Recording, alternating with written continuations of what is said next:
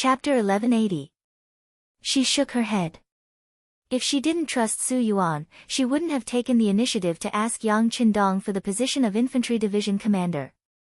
It could be said that her one-sided kindness had harmed the other party. But now, there was no need to explain this. She didn't say anything, which made Su Yuan burst into laughter. I knew it, I knew it. Ha ha ha, you never trusted me. You're a despicable person. For your big plan, you don't care about anyone's life. Even your guard captain, Wu Xiaoyi, you killed him without hesitation. A person like you is inhumane. Whoever follows you will be betrayed by you sooner or later. Bullshit. Kang Ji was still the one who shouted. The matter of guard captain Wu was originally discussed with the military commander. He also volunteered. If he didn't do that, how could you rest assured that the military commander had really surrendered? He used his own life to ensure that our entire new second army didn't scatter and fall into chaos. He is the biggest hero. Kang Ji's eyes turned red when he talked about Wu Xiaoyi's matter. Wu Xiaoyi's death was his own request. At that time, Kang Ji and Shi Bei both shed tears after hearing it. Now, it seemed that everything was worth it.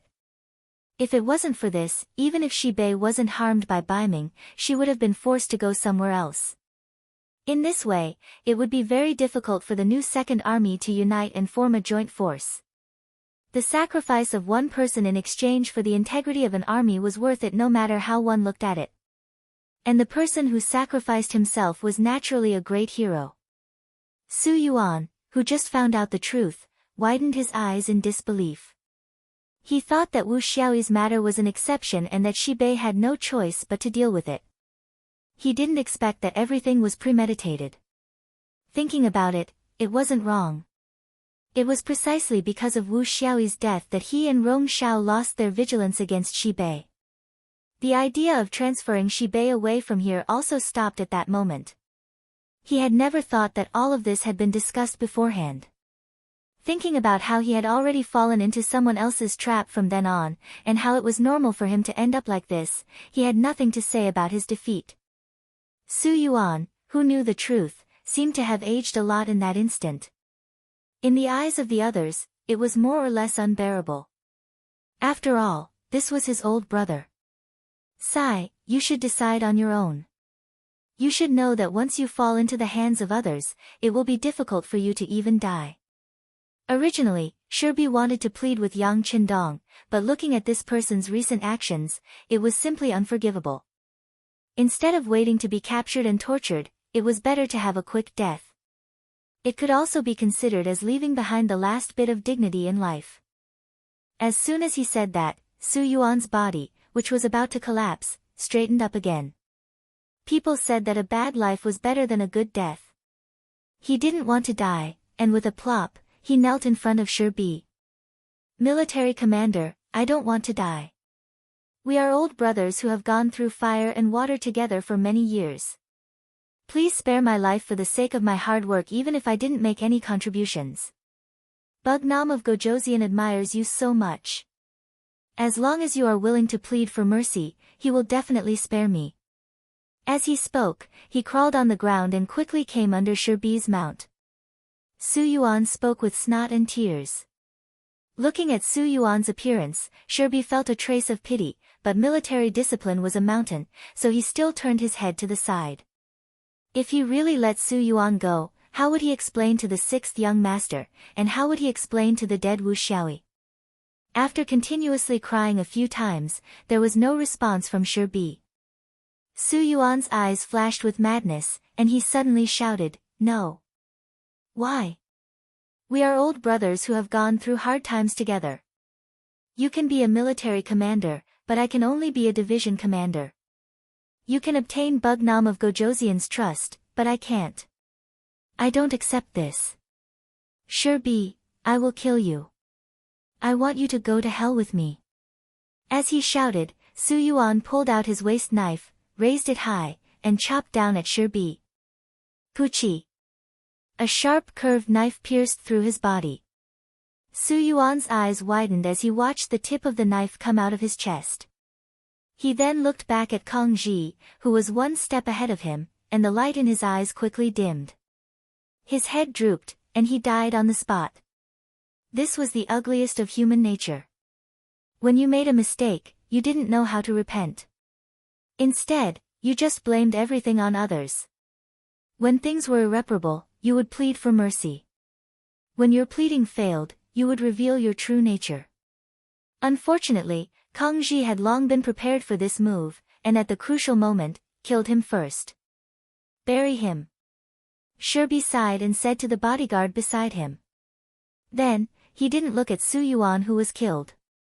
Instead, he said to Kang Ji, change the flag. Announce to all the people in the city that we have changed flags and have returned to the embrace of the 5-star army. This was how the superiors were. They couldn't be too soft-hearted. Otherwise, they wouldn't only hurt themselves, but also those who believed in them and followed them. After the order was given, Shaojing and Jingzhou City were closed. The original Baiming dragon flag was also replaced with a bright 5-star red flag. Under the great wisdom of Shi Bi and the others, the new Second Army was finally saved. At the same time, it also formed a response, and sounded the horn for the destruction of the world of Wara. Shi City. A new day, the sun rose as usual. It was a sunny day, and the weather was very good. There was no wind or rain, and the blue sky and green grass made people feel relaxed and happy. But this day was another dark day for the Baiming army and the Wala army.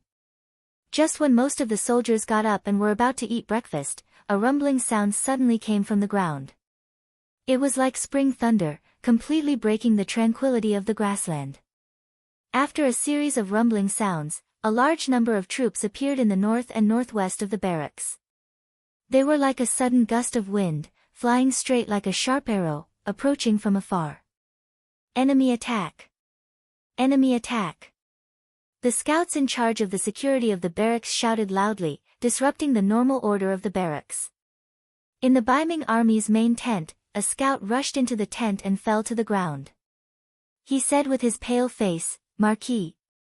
Marquis, the reinforcements of the 5-star army are here. The reinforcements are here. Shi Heng, who was eating breakfast with the help of the servants, froze when he heard this. Then, his face darkened. Reinforcements. How many of them are here? Uncountable. There are so many of them. There is no end to them. The scout was so scared that he didn't know what to say. He could only tell the most direct impression. Bullshit. That's ridiculous. How can there be so many 5-star army here? Shi Heng reprimanded loudly. He waved his hand and dismissed the scout. Then, he hurriedly said to the soldier beside him, pass down the order. The entire army is ready to fight. Take out my armor and weapons. After all, he was a veteran of the battlefield. He had participated in many life and death battles. He still had the basic composure. This scene didn't only happen in Shi Heng's tent, but also in other large tents. Just like in Sun Guang's tent, Su Dei had already arrived. General Sun, the 5-star army is here. Let's prepare to retreat. Retreat? Can't we fight? Sun Guang said with some dissatisfaction. Usually, Su Dei was quite brave.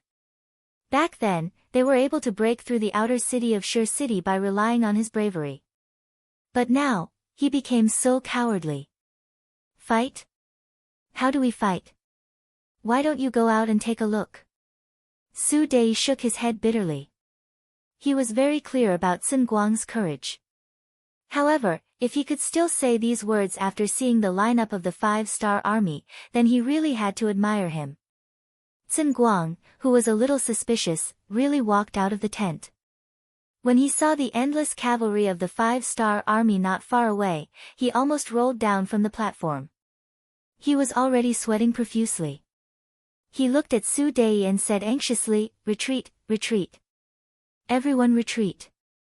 Roger. This was the answer Su Dei wanted.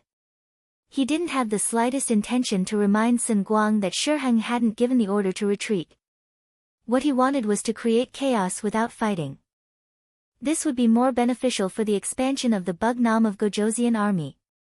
Sun Guang ran away without any backbone. At this moment, Shi Heng was still arranging the defense at the front line.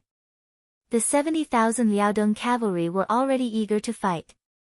Fang Dingshan rode on a tall horse with excitement in his eyes. He had long heard about how powerful the cavalry of the 5-star army was. Today, he could finally see who was better. This had always been his dream. He wanted to defeat the 5-star army in front of so many people and tell the world that the Liaodong cavalry was the strongest. Rong Xiao also came and stood beside Shi Heng. At this moment, his eyes were filled with determination. This was his first time fighting a war. He had never experienced such a cruel scene before. He thought that fighting a war was just as exciting as storytelling. He didn't know the dangers and bloodshed in it. Rong Xiao's confidence came from the 100,000 soldiers behind him. In his heart, he was secretly happy that he could perform well in front of Admiral Shi Heng. In his opinion, his side had a few 100,000 cavalry and infantry. It was enough to fight against the reinforcements of the 5-star army. Perhaps it would be a great achievement, a great contribution. Compared to Yu Rongxiao's calmness, Shi Heng, who was riding on the horse, had a worried look on his face. He had a feeling that since the reinforcements of the 5-star army appeared so openly, they must have come prepared. Then what was their backup plan? Was it just a cavalry charge? Facing the Baiming army that was making all kinds of preparations, there would be no victory in this kind of charging formation. Was the 5-star army crazy? Why did they choose to fight like this? Just as Shi Heng was thinking about the reason for all of this, where was the 5-star army's backup plan, and how to fight this battle, a messenger appeared with a panicked expression.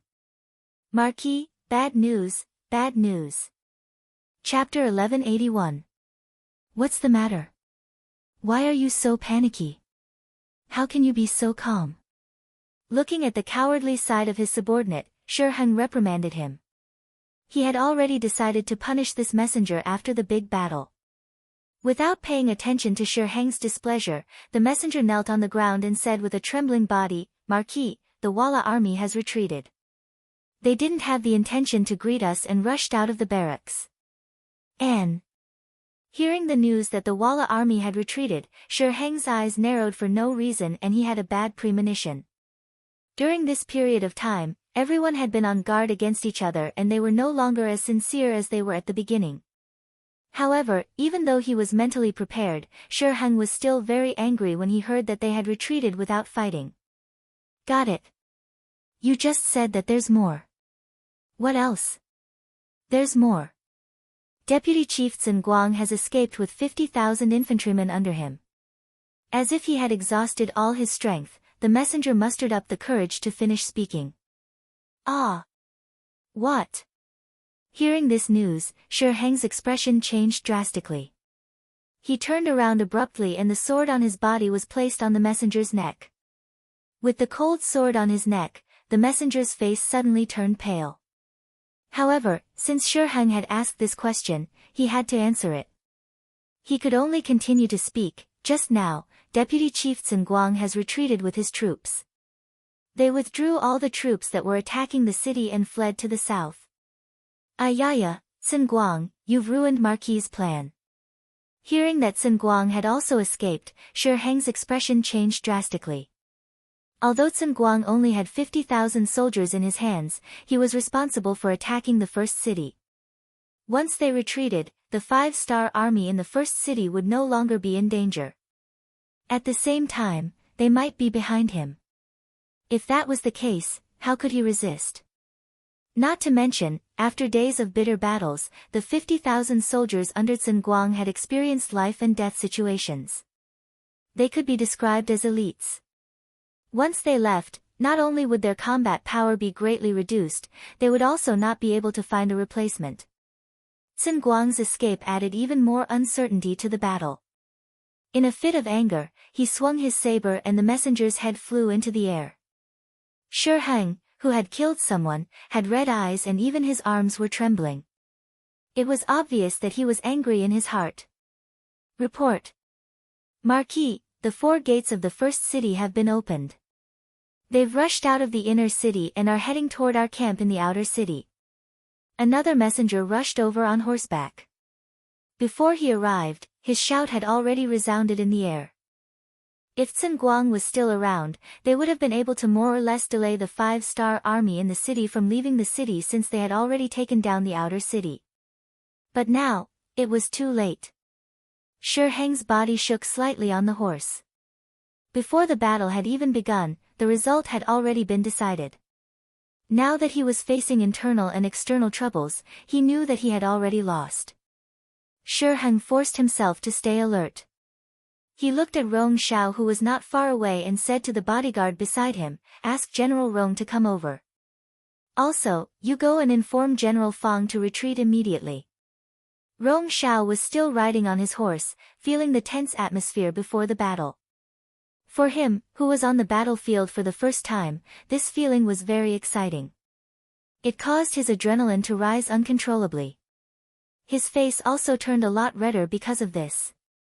"General Rong, Marquis wants to see you." The bodyguard walked over and conveyed Shi Heng's military order. Okay, thank you for your trouble." Rong Xiao was very excited when he heard that Shi Heng wanted to see him. He, who had focused all his attention on the battlefield, did not know what had happened behind the scenes. If he knew, he would not be happy but scared to death. He came in front of Shi Heng with an excited face. He tried his best to appear calm in order to leave the best side of Shi Heng. "Not bad. It's General Rong's first time on the battlefield, yet you're so calm. You truly have the demeanor of a great general." Shi Heng, who was trying his best to raise his spirits, praised Rong Xiao. This time, whether they could successfully escape or not depended on this person. "Thank you, Marquis, for your praise. This is all because of your leadership." Rong Xiao did not dare to take the credit. "Very good. You are not anxious or impatient. Not bad. Since that is the case, I will leave the first battle to you. Can you complete it?" There was no time, and Shi Heng did not want to prepare any more groundwork. He went straight to the point. Hearing that he could be the vanguard, Rong Xiao was very excited. He patted his chest and said, "Marquis, please rest assured. Our swords and arrows want to drink blood. We want to have a taste." "Okay, I approve. You can go. As long as you make a great contribution, Marquis will definitely report it to the Emperor and ask for your reward." Seeing Rong Xiao so set off, Shi Heng's face finally showed a trace of satisfaction. "Thank you, Marquis." Rong Xiao cupped his fists and said gratefully. He then turned around and rode away. He did not know that once he left, he would never return. "Let's retreat." After looking at Rong Xiao's back, Shi Heng turned around and left. War was like this. It was either you die or I live. In order to survive, he could only sacrifice Rong Xiao and his 100,000 troops. On the other side, Shi Heng's order also reached the ears of Liaodong Iron Cavalry General Fang Dingshan. "You want us to retreat? What the hell?" Fang Dingshan, who had long been prepared to compete with the 5-star troop, was obviously unhappy. He looked at the messenger with a glint in his eyes and a murderous aura exuded from his body. "General, this is Marquis' order." The messenger thought for a moment and was afraid that Fang Dingshan would vent his anger on him. Marquis had already killed one, and he did not want to be the second. Thinking of this, he carefully moved forward and said, "General, the Walla cavalry has already retreated.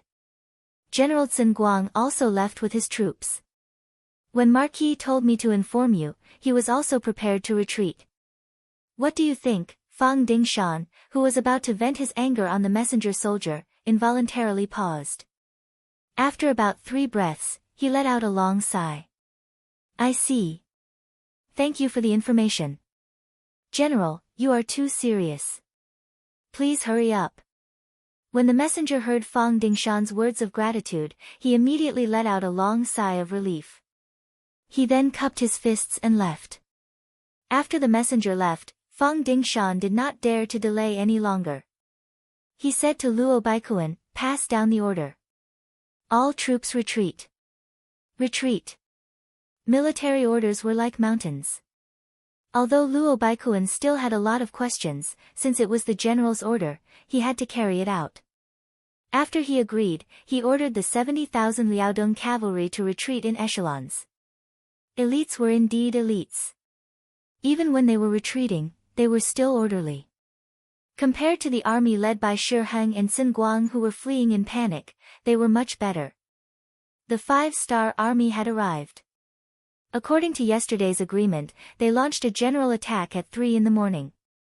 Hundreds of thousands of soldiers outside the city and tens of thousands of soldiers inside the city launched an attack together.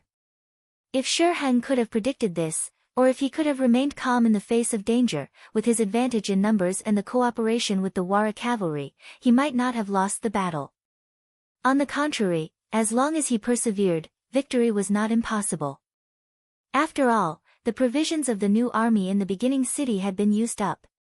Just this morning, Yang Si took out all the food he had stored and made a delicious meal for the soldiers.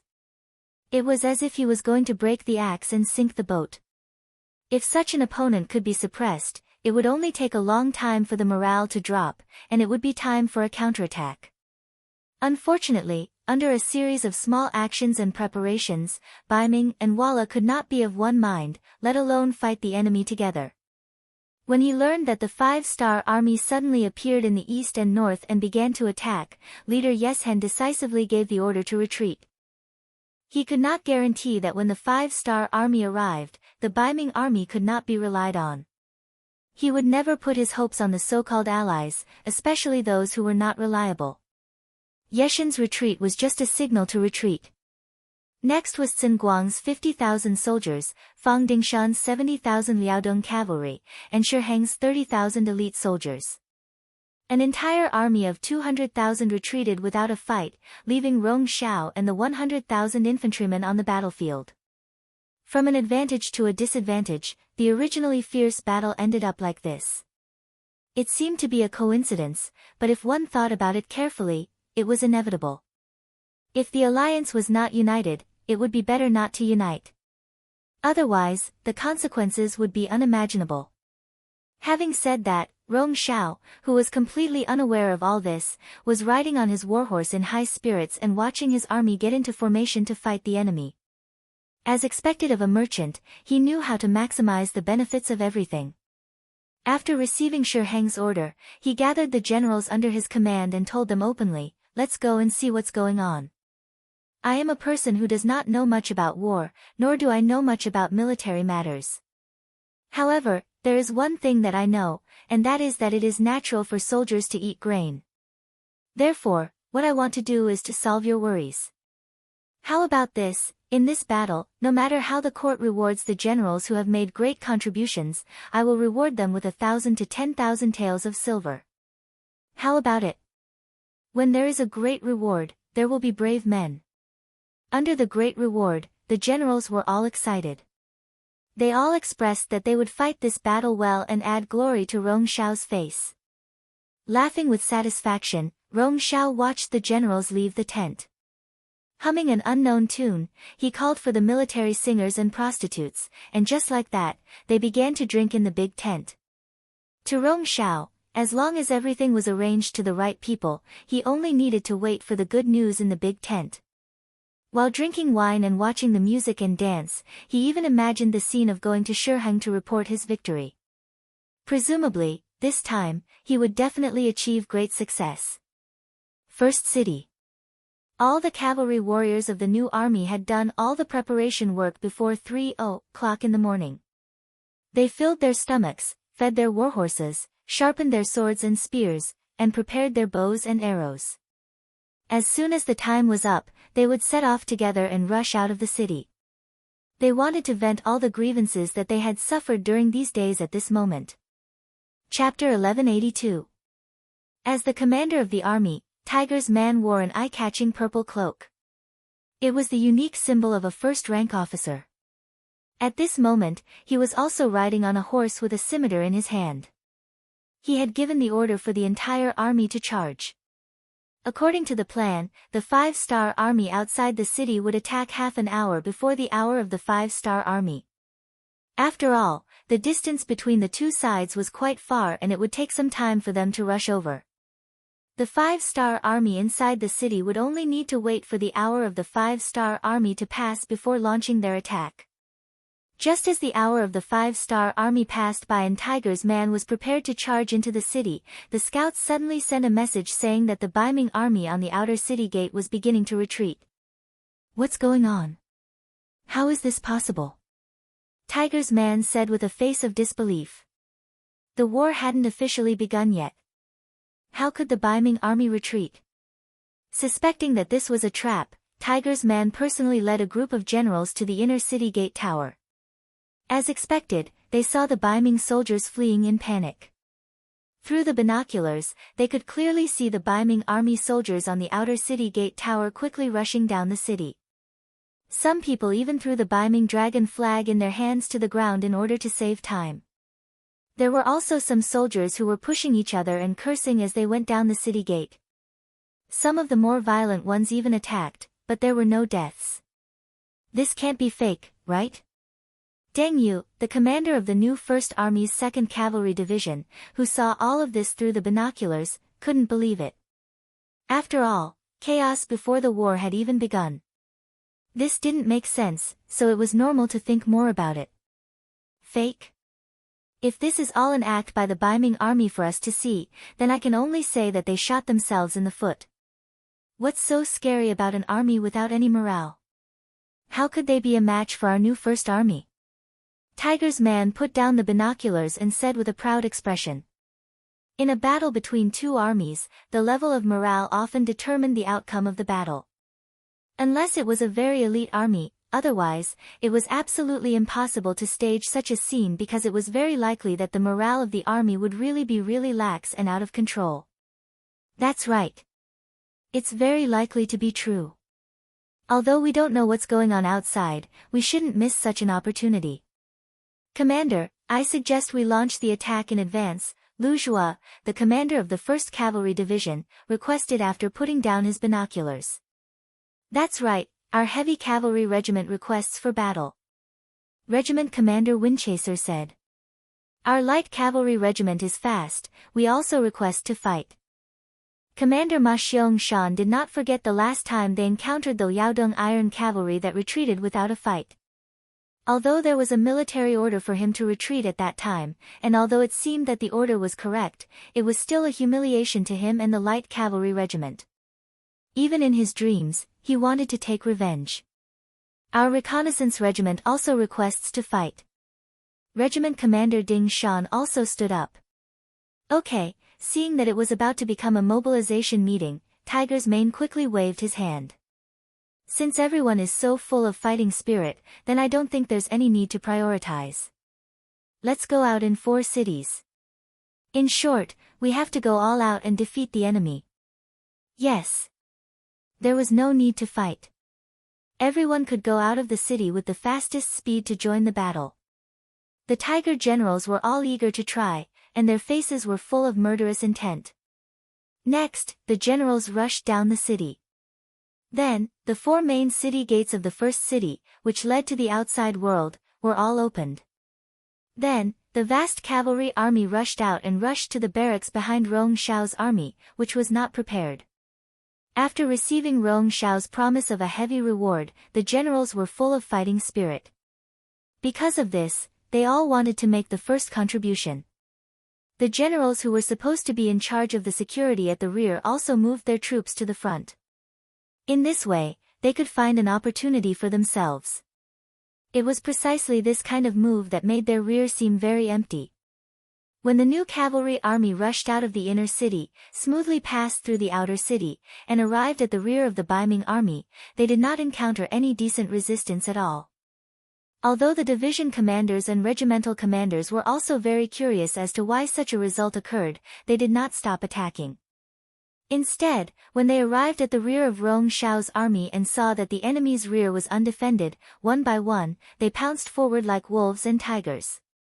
They did not care why such a fatal loophole appeared in the Baiming army.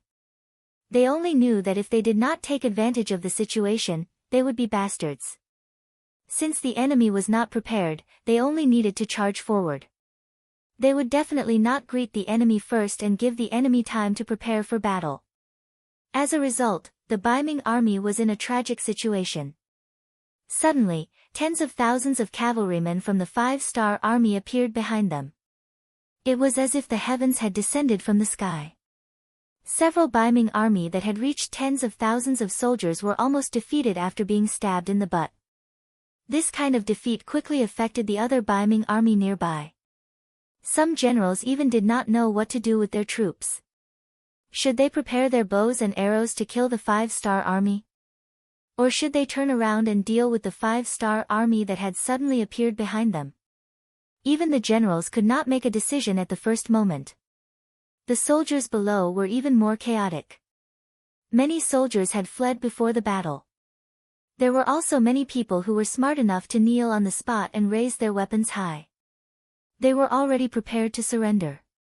100,000 soldiers. Although it seemed like a lot, if they really fought, it would be difficult to kill them all even after a day and a night. However, when the thoughts of surrendering and fleeing took over, it was not that difficult to deal with. In less than an hour, the army began to collapse. When the 5-star army arrived in front of them, it did not take much effort for them to easily obtain victory. The 1st Cavalry Division was the most outstanding cavalry. Under the leadership of Division Commander Tian Hu, they were the first batch of 5-star army cavalrymen to charge into the Baiming army. The original 10,000 soldiers had now expanded to 20,000 under Yang Qindong's special permission. This was also their first battle after the expansion. Division Commander Tian Hu's request for everyone was to perform well, especially the veterans. They had to set an example for the new recruits and let them know what it meant to be invincible and invincible. When the 20,000 cavalrymen rushed over excitedly, they saw that the Baiming army was basically defenseless. The scene of kneeling and surrendering was so spectacular and so ironic. Even Division Commander Tian Hu, who had experienced countless bitter battles, did not know how to describe what he was seeing at this moment. Division Commander, what is going on? 1st Cavalry Division Commander Taimu rode to Tian Hu's side and scratched his head with a confused expression. Not only Commander Taimu, but even Tian Hu himself did not know what was going on. However, he was still a division commander and had been placed in an important position by Yang Qindong. His ability to adapt was still very strong. After a short moment of hesitation, he said, "Let's not care about that. We will continue the pursuit as planned. As for these captives, let the people behind us deal with them." The 1st Cavalry Division was the strongest cavalry division. What they should be doing was searching for the strongest opponent that matched their status, not standing here and receiving captives. After Tian Hu gave the order, the 20,000 cavalrymen leaped over the captives and continued to charge forward as if they did not see them. Even when they passed by Rong Xiao's camp, they did not have any intention of stopping. Following closely behind were the New Army and the Liaodong Cavalry Division. They only stopped for a moment before making the same decision as the 1st Cavalry Division. They let go of the Baiming captives and continued to chase forward. Before they came, Yang Qindong had personally given the order that their opponents this time were the Walla Cavalry and the 70,000 Liaodong Cavalry of Baiming. As long as they dealt a heavy blow to them, the 5-star army would have no opponents on the grasslands in the future. This would be a great achievement. As for the Baiming captives who did not even have the will to fight, who would care about them? 3 armies passed by one after another without the slightest pause. This frightened Rong Xiao, who was in the tent. A moment ago, he was still drinking wine and watching music. However, in the next moment, someone came to report that the army was in chaos. The 5-star army cavalry appeared from all directions, and several generals had already knelt down and begged the 5-star army to surrender. The wine that he had just drunk was spat out from his mouth. Rong Xiao sat there in a daze, as if he had been struck by lightning. It was not strange for him to have such an expression. If it was someone else, they would not be any better. It was just 100,000 Ming Dynasty soldiers. Even if infantry were weaker than cavalry, they should not have been defeated in less than an hour. Moreover, didn't they also have cavalry? Whether it was the Walla cavalry or the 70,000 elite Liaodong cavalry, what did they do? Did they also lose? There were too many things that he could not understand. At this moment, Rong Shao did not know that Shi Heng and the cavalry had already escaped. He was still sitting there like a fool. Until the sound of tremors came from the tent, and someone came to report that the 5-star army cavalry was charging towards the tent. Rong Shao was even more cowardly as he buried his head under the table. He did not even dare to raise his head. He did not have the demeanor of a commander of 100,000 soldiers. At this moment, Rong Shao could only pray in his heart that no one would notice him. No one would discover him. Perhaps his prayers really worked. Surprisingly, those cavalry troops didn't enter his tent and just ran past him several hundred meters away. The outside quickly returned to silence, and no one came into the tent. Rong Shao patted his chest and got up from the table. Then, he saw that everyone in the tent was like him, trembling on the ground. If it was only the dancers who were behaving like this, it could still be forgiven. After all, they were women, not soldiers, so he couldn't be too strict with them. However, the bodyguards who were protecting him were also behaving like this, which really made Rong Shao furious. He couldn't help but shout loudly, "You! What are you all doing?" Ah! Chapter 1183. This shout scared the bodyguards who were kneeling on the ground. None of them dared to raise their heads. Rumble. Rong Shao, who was about to stand up and teach those bodyguards a lesson, once again hid under the table. His body trembled once again. Rong Shao was about to stand up and teach those bodyguards a lesson. However, the same thing happened again. The cavalry passed by the camp again and did not disturb them. When everything quieted down, Rong Shao lifted his head from the desk and saw that the bodyguards were still in the same position. He was furious. Just as he was about to scold them, the cavalryman came again, forcing him to bury his head in his chest again. This repeated 3 times. It was the 1st Cavalry Division, the new army, and the Liaodong Cavalry Reinforced Regiment that passed by. This scared Rong Shao 3 times, but it also made him more courageous. Holding a sharp long sword in his hand, he stood up. He wanted to kill 1 or 2 of the bodyguards. He wanted to remind the others that he was the master. When there was danger, they should protect him and not just care about their own lives. Another rumbling sound rang out, but to Rong Shao, who had already experienced it 3 times, it no longer had any effect of intimidating him. However, just when he thought that the cavalry would pass by safely, the footsteps outside the tent were getting closer and closer. Then, the curtain of the tent was opened from the outside. The commander of the 1st Cavalry Division, Lu Zhua, walked in with a group of soldiers. They had also seen some tents here and had come to search them out of curiosity. As a new army that had guarded the city for several months and been trapped for more than a year, their combat strength had dropped a level due to the lack of nutrition. Yang Qindong took this into consideration and ordered them to stay and clean up the battlefield. It was the easiest job. The 1st Cavalry Division of the new army was in charge of capturing prisoners in this area. Originally, he thought that there would be no one in the tent since several cavalry units had passed by. However, he didn't expect to see more than 30 people when he entered the tent. One of them was even holding a sword and standing in the middle of the tent with an angry look on his face. There is a tough guy here. Lu Zhua sighed when he saw the person. As his voice fell, several bodyguards behind him rushed out and surrounded the person holding the sword. It seemed that if the other party dared to make a move, they would rush up and chop him into meat paste. The person holding the sword was Rong Shao. He wanted to teach those bodyguards a lesson and then force them to protect him and leave here.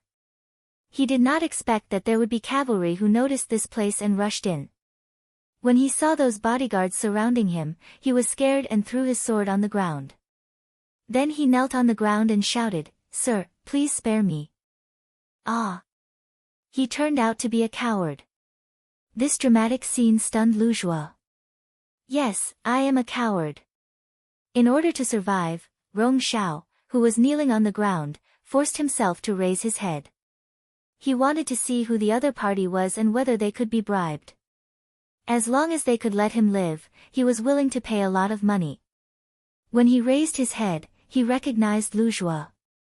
He immediately shouted, "Division Commander Lu, I am Rong Shao. You don't know me? I used to do business with the city lord's mansion in the first city." If he did not shout like this, Lu Zhuo might not recognize him. If he was captured as an ordinary prisoner, he might have a chance to escape. But now, his shout had completely exposed his identity. After Lu Zhuo heard the name Rong Shao, he frowned and asked, "Are you the Baiming merchant Rong Shao?" Hearing Lu Zhuo call out his name and identity, Rong Shao quickly raised his head and said, "Yes, Division Commander Lu, I am Rong Shao. We have met before. I have even worked in the army." This time, Lu Zhuo looked carefully and recognized that the person in front of him was indeed Rong Shao. He could not help but laugh and said, "Oh, it's really you. Come, get up quickly." As he spoke, he walked over and made a gesture of supporting him with both hands. Receiving such treatment, Rong Shao's face was naturally filled with joy. He stood up with a smile on his face. But soon, this smile froze on his face because the next moment, a heavy punch hit his lower abdomen. With just one punch, he vomited all the food that he had just eaten. Rong Shao's name could be said to be well known in the beginning city. Unfortunately, it was not a good reputation, but a bad reputation. It was this person who became Baiming's lackey. He first persuaded Su Yuan and forced the entire new Second Army to surrender to Baiming. For this matter, Commander Tiger's Mane had given a strict order that if one day they could catch Rong Shao, they should not be polite to him. Lu Zhuo naturally remembered this in his heart. He thought that this person was still abusing his power in Shaojing City. He never thought that he would meet him here. How could he be polite? Of course, he would teach him a lesson first. The miserable Rong Shao was beaten up by Lu Zhuo on the spot. He knelt on the ground and vomited. He did not even have the strength to stand up. Lu Zhuo stopped and said to the soldiers beside him, "Come, lift him up and send him to Bugnam of Gojoseon for punishment." Without a leader, the 100,000 Baiming army could not form an effective resistance. Even if some of the Baiming army generals wanted to resist and make contributions, they could only resist for a few hours under the crazy attack of the 5-star army cavalry. In the end, they could not escape the fate of being surrounded and surrendered. Yang Qindong appeared at the gate of the first city with 1,000 black cavalry at noon. The first thing he saw was the captives of the Baiming army and the money and supplies that they did not have time to transport when they escaped. "Young master, it's a big harvest." Beta Persei looked at all this with a grin. Yang Qindong was also in a good mood. He thought that with 70,000 Liaodong iron cavalry and 50,000 Walla elite cavalry, even if they won this battle, they would have to pay a certain price. He did not expect that Shi Heng was so afraid of death that he escaped so quickly. This was naturally because of the previous strategies that worked, but it also had a lot to do with the incompetence of the commander of the Baiming army. "Young master, young master." Not far away, a group of cavalry galloped over, and the shout could be heard clearly even though it was still far away. "It's Tiger's Head." Beta Persei had good eyesight and recognized the person who came. He was also excited. It had been more than 2 years since the last time they were separated. Anyone would be excited to see each other again. Especially Tiger's Mane, who came over on horseback, jumped off his horse when he was still more than 10 meters away from Yang Qindong and ran over. Facing this errand boy and servant who had accompanied him since he was a child, Yang Qindong was also filled with emotions, and his eyes involuntarily became gentle. "Young master, you're finally here." Tiger's Mane, who fell 10 feet in front of White Dragon, couldn't help but cry. "Quick, help Tiger's Head up." Yang Qindong couldn't stand to say this the most. He could see tens of thousands of soldiers fighting and even dying on the battlefield, but he just couldn't bear to see these men in tears. Beta Persei dismounted from his horse and helped Tiger's Mane, who was kneeling on the ground, up. Tiger's mane, who seemed to have just calmed down, burst into tears again because of Yang Qindong's words, "You've worked hard." Unlike parting, Tiger's mane was a person who would rather break than bend. He had even prepared to live and die with the first city.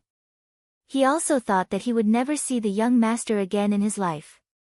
At this time, seeing him again, one could imagine how excited he was.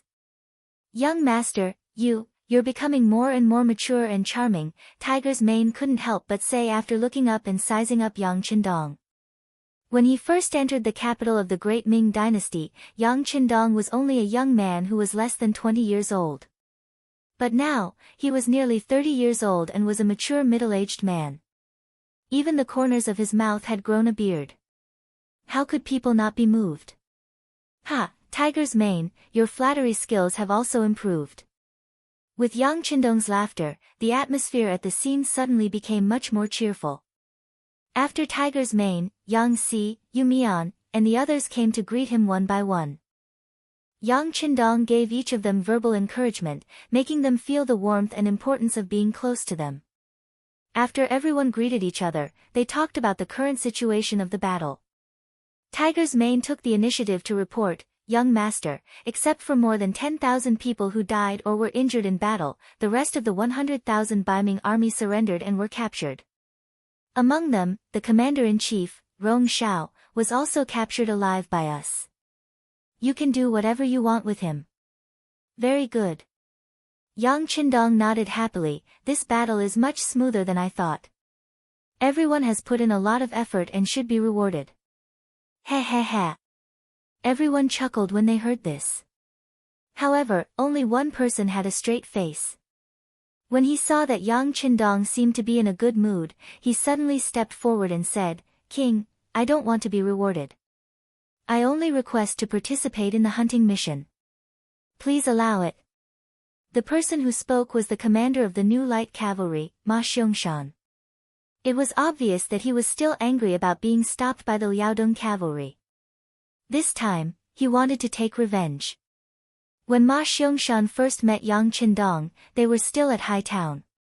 At that time, he had shown his strength and questioned Yang Qindong's horsemanship. In the end, it ended with the white dragon being subdued.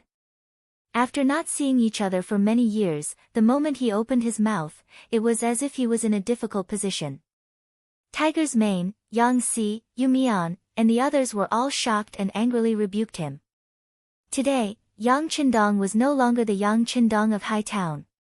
He was now the Bugnam of Gojoseon. The territory he had was comparable to the Great Ming Dynasty, and the number of troops he had was enough to dominate the Great Ming Dynasty. How could he allow others to question the military plans he made?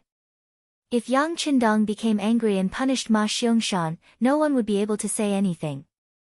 Chapter 1184. "Commander Ma, what are you doing? Hurry up and apologize to the king." Tiger's mane was the first to speak. It was clear that he still cared for and valued this person. "Commander Ma, hurry up and apologize." Yu Mian, Yang Si, and the others also spoke up. Lu Zhua and the others, who felt that they had lost face, also hurriedly winked at Ma Xiangshan, reminding him within the appropriate range. Seeing that everyone was reprimanding him and showing concern for him, Ma Xiangshan realized that he had caused trouble. Yang Qindong was not Tiger's mane, who could voice out his opinions in person. He immediately knelt on the ground and kowtowed to Yang Qindong. "King, please forgive this subordinate's reckless words. Young master, you see, Ma Xiangshan's temper is like this. He speaks without thinking. In fact, he doesn't mean anything else, and he doesn't mean to question your decision. Please forgive his reckless behavior." Yes, Commander Ma is usually a good person. He is loyal and reliable, and does things seriously. Yang Si is willing to vouch for him. He did not mean to be disrespectful. Yang Si also spoke up at this moment, and his knees went soft as he knelt on the ground. The originally happy and harmonious scene instantly became like this. Everyone didn't even dare to breathe loudly. Yang Qindong's expression did not change, but he lamented in his heart. In the past, he always heard people say that it was lonely at the top and that an emperor would not have any friends. He never believed it. However, everything that happened in front of him vividly taught him a lesson. It made him understand that now everyone was actively keeping a distance from him. This might be a show of respect. However, from now on, it would not be so easy for him to be friends with these people and hear some truth. Young master, look. Seeing that Yang Qindong did not speak for a long time and even his brother Yang Si was kneeling on the ground to plead for Ma Xiangshan, Beta Persei finally could not hold it in anymore. He asked tentatively in a low voice with a pleading expression on his face. Puchi. When Yang Qindong saw Beta Persei's reaction, he finally could not help but laugh out loud. He then pointed at the crowd and said, "What are you doing? What are you all doing? Do you really think that just because I, the young master, am in a higher position, will become estranged?" Commander Ma only gave a suggestion. He didn't do anything. Why should I punish him? Why don't you all get up? Yang Qindong said with a smile on his face. Obviously, he was not angry. Tiger's man and the others let out a sigh of relief, but at the same time, they did not deliberately remind Ma Xiangshan to thank him. Ma Xiangshan was very clear that his actions just now were very uncomfortable. This time, his apology was sincere. "Your Majesty, it's all my fault. I didn't think before speaking. Thank you for your forgiveness." "Well, it's not a big deal." Besides, Commander Ma gave a military suggestion. This is what a military officer should do. There's nothing wrong with it. Not to mention, it's very reasonable. We sent too few cavalry to chase after them. Since the new army is made up of cavalry, of course, they should perform better. Not only was Yang Qindong not angry, but he also took the initiative to say what everyone wanted to say. For a moment, everyone's eyes gathered on him again. According to the military action plan that Yang Qindong had previously set, considering that the new army had been fighting for so many days, once the battle started and they broke through the joint defense line of the Baiming army and the Wala army, what they had to do was to capture prisoners and clean up the battlefield. Relatively speaking, this task was the easiest and safest. It was also beneficial for the new army to quickly recover their strength. But now, the Baiming army's front line was broken through so easily. This was really beyond Yang Qindong's expectations. Because of this, some changes could be made to the previous military plan. Noticing that everyone was looking at him with hopeful eyes, Yang Qindong asked seriously, "After being besieged for so long, and with the lack of food, are you sure that your strength hasn't declined and you can participate in the next tough battle?" "No problem." In just an instant, all the division-level generals of the new army spoke in unison. Ignoring everyone's answer, Yang Qindong's eyes fell on Tiger's mane. He wanted to hear his opinion. He didn't want to blindly agree because these people wanted to show off. Once there was a problem, it would be a big problem. Tiger's mane obviously understood what Yang Qindong meant. He didn't answer immediately. Instead, he lowered his head and pondered for a moment. Then, he raised his head and said, "Young master, most of them don't have any problems. Although the siege seems dangerous, as cavalry, they don't really have many opportunities to go up the city tower. In addition, Yang Si took out the stored food half a month ago. During this period of time, everyone's physical strength has been replenished. They can accept the mission of continuous battle." "Well, you said that most of them don't have any problems. That means that some of them have problems. Tell me, which divisions need to stay behind?" Yang Qindong understood the hidden meaning in Tiger's mane's words. He also needed someone to stay behind to clean up the battlefield and look after the prisoners. He couldn't let the new army rush up at once. If that happened, what would happen to the safety of the beginning city? "Yes, young master. I personally think that the 1st Cavalry Division and the 2nd Cavalry Division should stay behind. The other divisions can join the battle immediately." Tiger's mane didn't even turn his head. He could even imagine that his subordinates would definitely look at him with hopeful gazes. However, it was good to want to render meritorious service. However, If they didn't have enough strength and forcefully stood out, it wouldn't be meritorious service but courting death. When he mentioned the 1st Cavalry Division and the 2nd Cavalry Division, Lu Zhua and Deng Yu's expressions immediately became very ugly. However, they had nothing to say. Previously, when they were defending the city, the 70,000 soldiers that Yang Si had prepared couldn't hold on any longer. The 2 divisions even abandoned their horses and rushed up the city tower.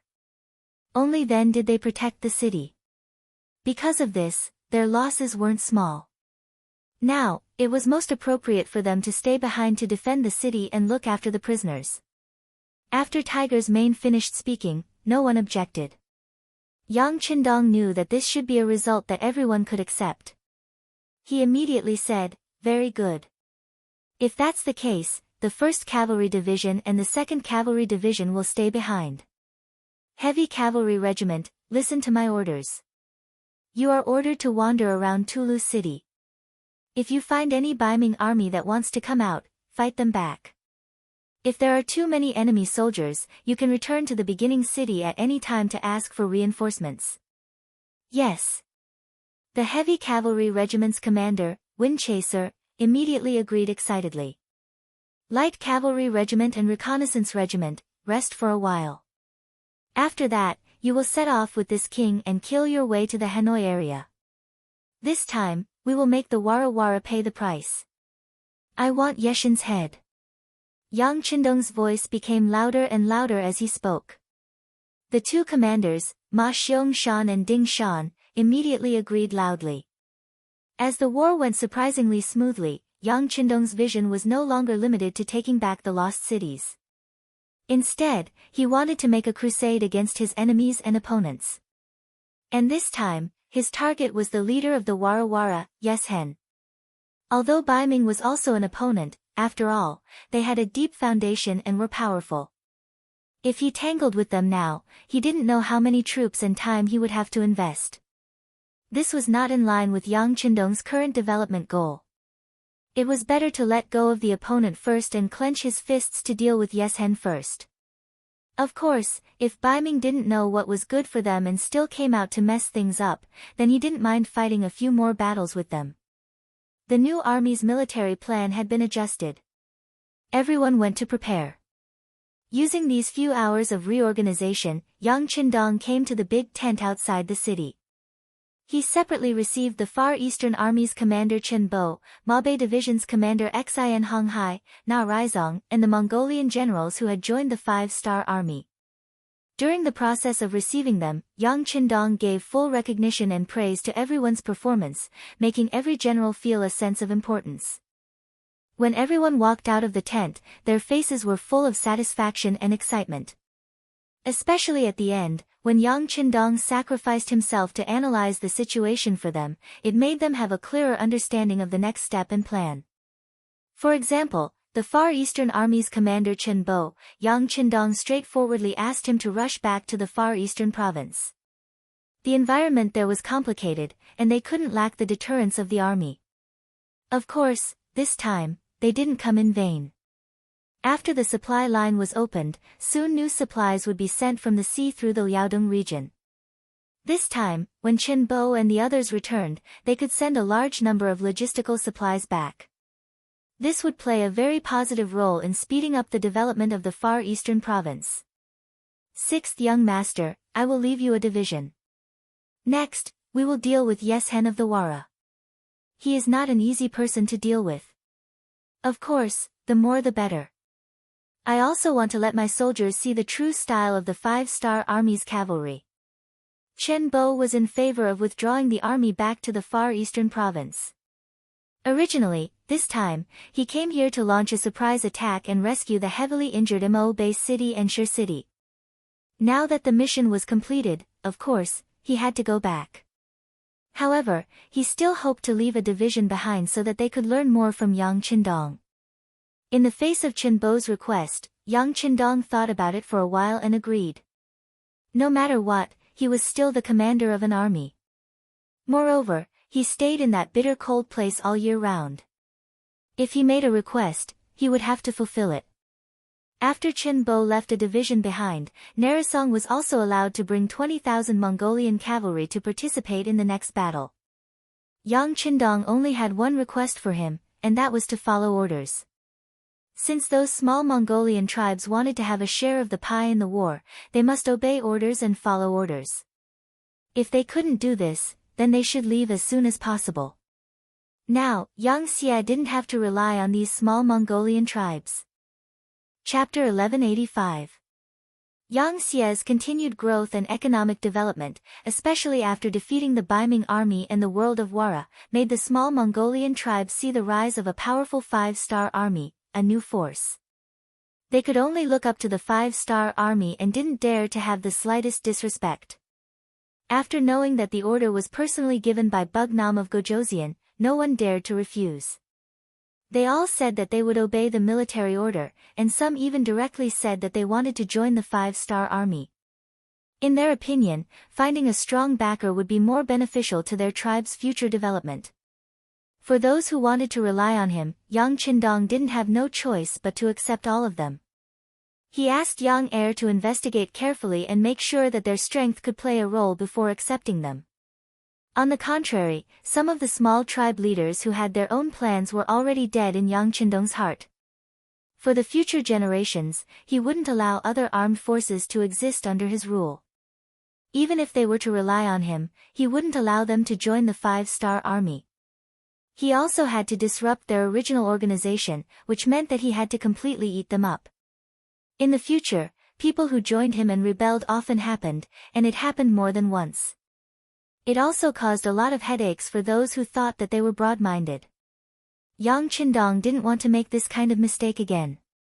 Either they were completely used by the five-star army, or they were completely destroyed. There was no third choice. Of course, this wasn't something that could be done just by saying it. If he wanted to do this, it would take a long time. What Yang Qindong needed to do was to shorten this process as much as possible and completely unify the entire Mongolian grassland. After meeting the generals and assigning them their respective tasks, the last person Yang Qindong met was the captured Baiming general, or more precisely the businessman, Rong Shao. This businessman who used the commercial resources of the five-star army and relied on his identity as a Han to make a fortune. Now, he actually used the money he earned from the five-star army to deal with the five-star army. With this kind of two-faced character, Yang Qindong couldn't tolerate him. He had to kill him as an example to those who had bad intentions.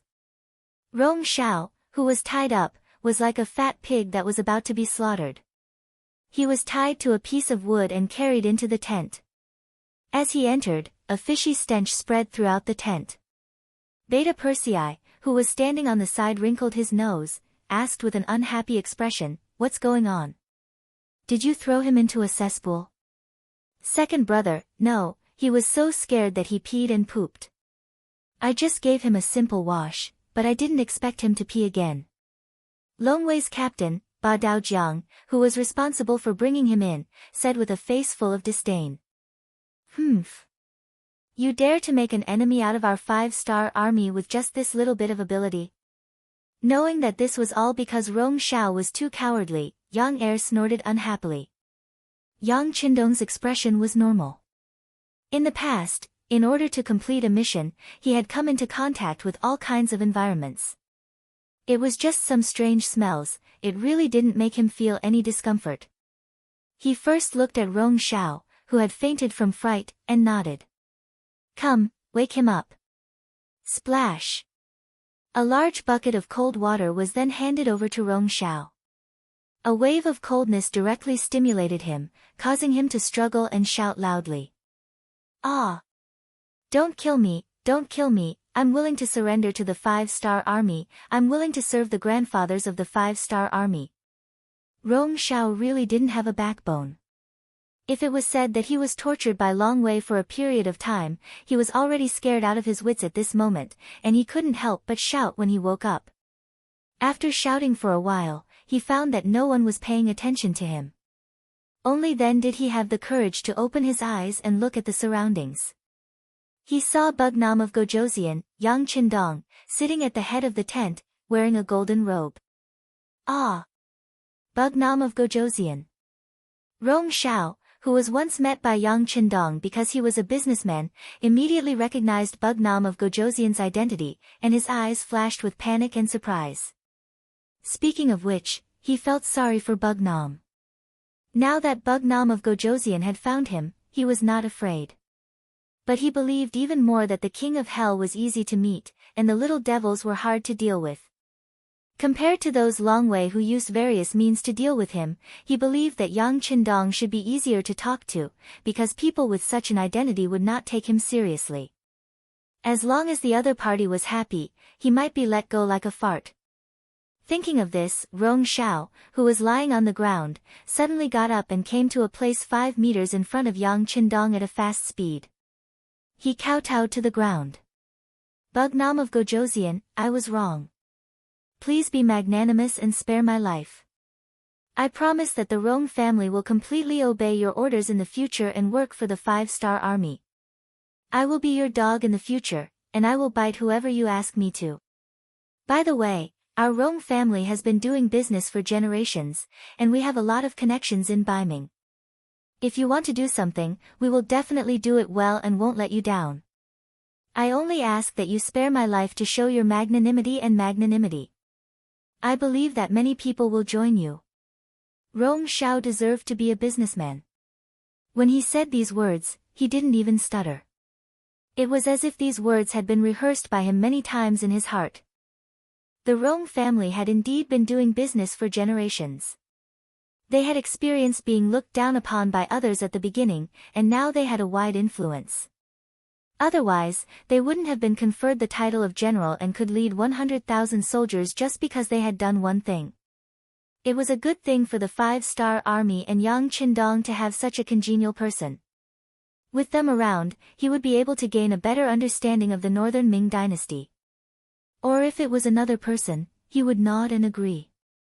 Unfortunately, he met Yang Qindong.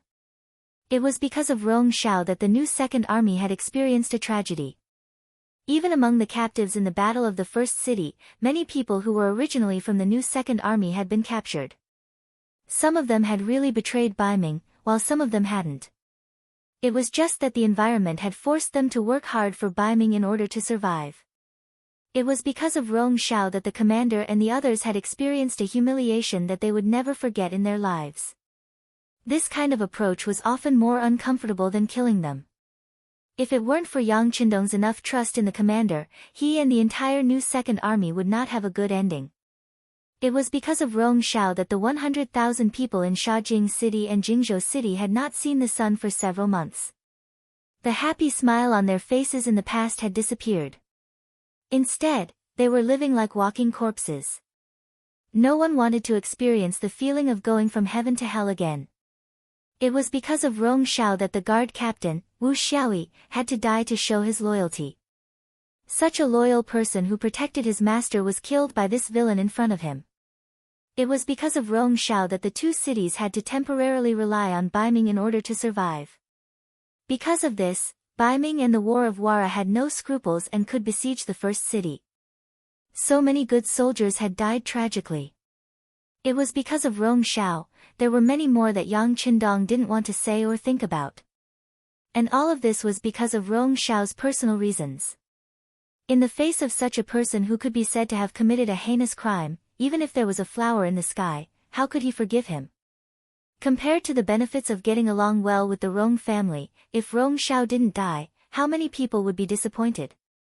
How could he face the heroes who died in the defense of the first city and the soldiers of the new Second Army? Rong Xiao must die. This was the ending that no one could change, but he shouldn't die here, but in Shaojing City. It should be handled by Baiming and the others. Take him down and send him to the new Second Army. It's okay as long as he doesn't die in the process. These words had already represented Rong Xiao's ending.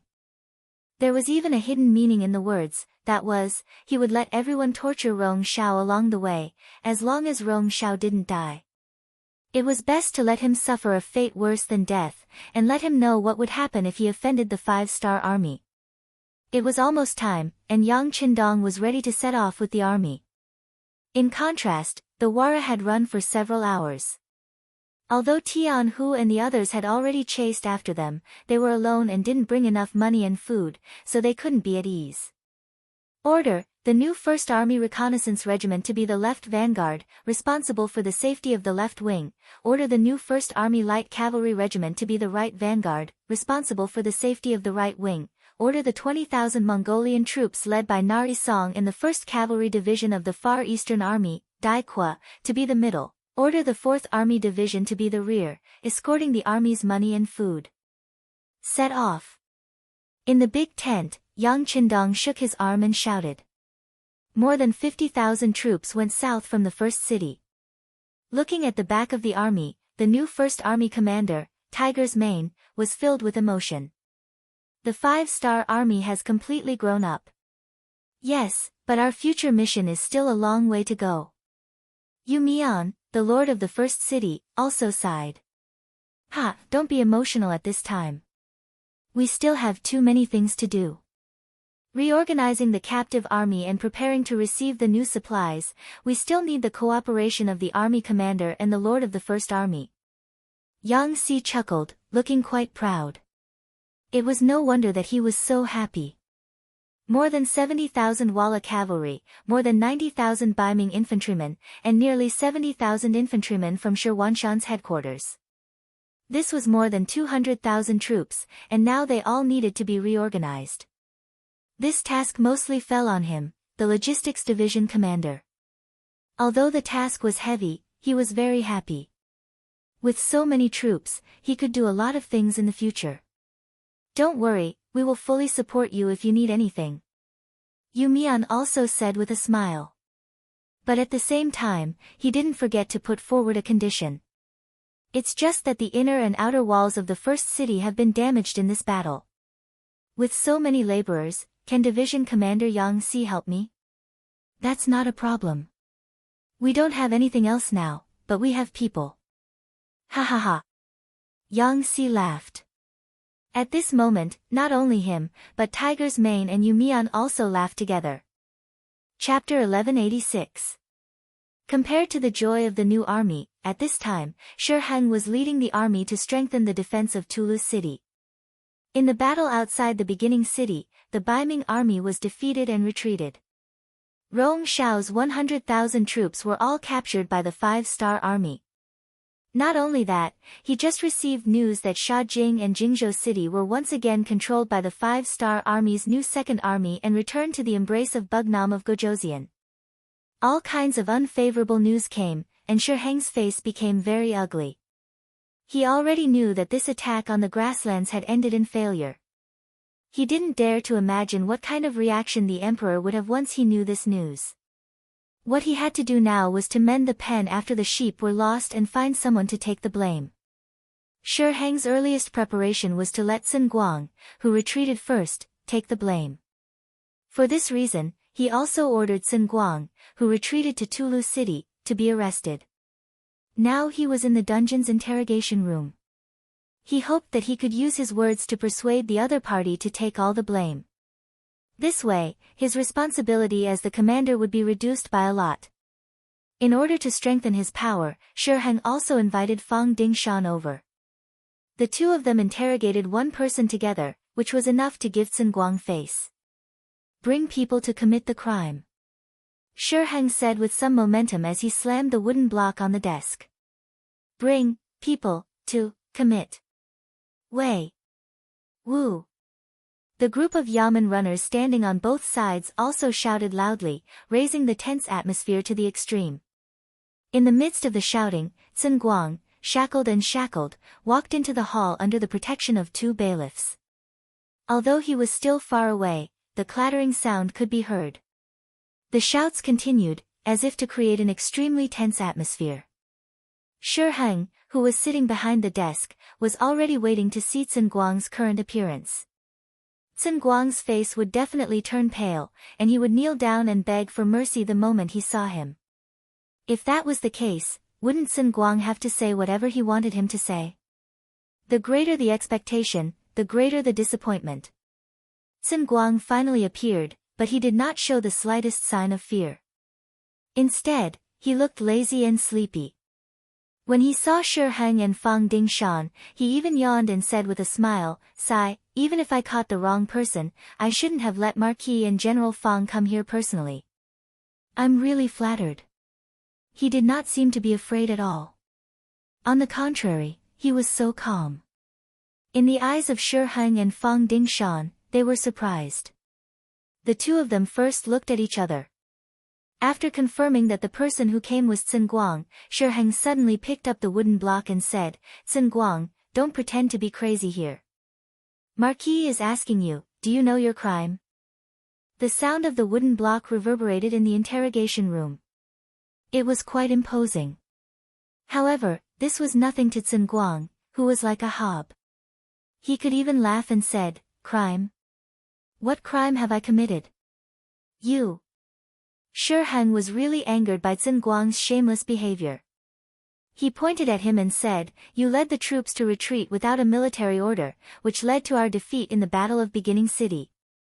Isn't this enough to sentence you to death?" "What? Is there such a thing?" Cin Guang said with an obedient look. "What? You dare to do it, but you don't dare to admit it? Deputy Commander Cin, this is not what a man should do." Fang Dingshan, the deputy judge at the side, finally spoke. He could not stand the kind of generals who fled in the face of battle. They were obviously not very capable, but they were in a high position. Such people were like vermin and were really hateful. Facing Fang Dingshan's interrogation, Cin Guang was also not anxious. "General Fang, who are you talking about? From what I know, when faced with the charge of the 5-star army, you didn't even fire a single arrow before retreating. Could it be that your actions are what a man should do?" At this moment, Fang Dingshan's face flushed red. He was actually being questioned in return. He was not as thick-skinned as Cin Guang, who could be indifferent in the face of questioning. Although he was greedy for money, he also cherished his reputation. He immediately said angrily, "Bullshit. The reason why the Liaodong cavalry retreated was because Admiral Shi gave a military order. We followed the order and also to preserve the strength of our Baiming army." "Oh. If that's the case, then I also retreated to preserve my strength." Cin Guang was good with words and directly used the other party's reason to explain his actions. "This is not the same," Fang Dingshan said angrily. "I retreated because I received the Admiral's order. You didn't. You think I didn't do it just because you said so? Ask Marquis, didn't you give me the order to retreat first?" Cin Guang ignored Fang Dingshan and looked at Shi Heng, who was sitting on the other side. The situation is like this. When the admiral saw that Rong Shao, who was the vanguard, didn't know how to command and fight, and was the first to escape, he relied on his many years of experience on the battlefield. In order to preserve more strength, he immediately gave the order for the entire army to retreat. It was under this order that our Great Tong Army and General Fang's Liaodong cavalry took the opportunity to retreat back to Toulouse City. This sealed off the 5-star army's entrance to Baiming, and at the same time preserved the strength of the army. In this battle, Marquis' command wasn't wrong. The mistake was Shi Wanshan's betrayal, the Wara's escape, and Rong Shao's cowardice. This made the opportunity to severely damage the 5-star army and even capture Bugnam of Gojoseon go to waste. There was no mistake in the command and preparation of this battle. Marquis and General Fang, was that not the case? As if he was telling a story, Cin Guang's words were full of chapters and chapters as he narrated the entire story.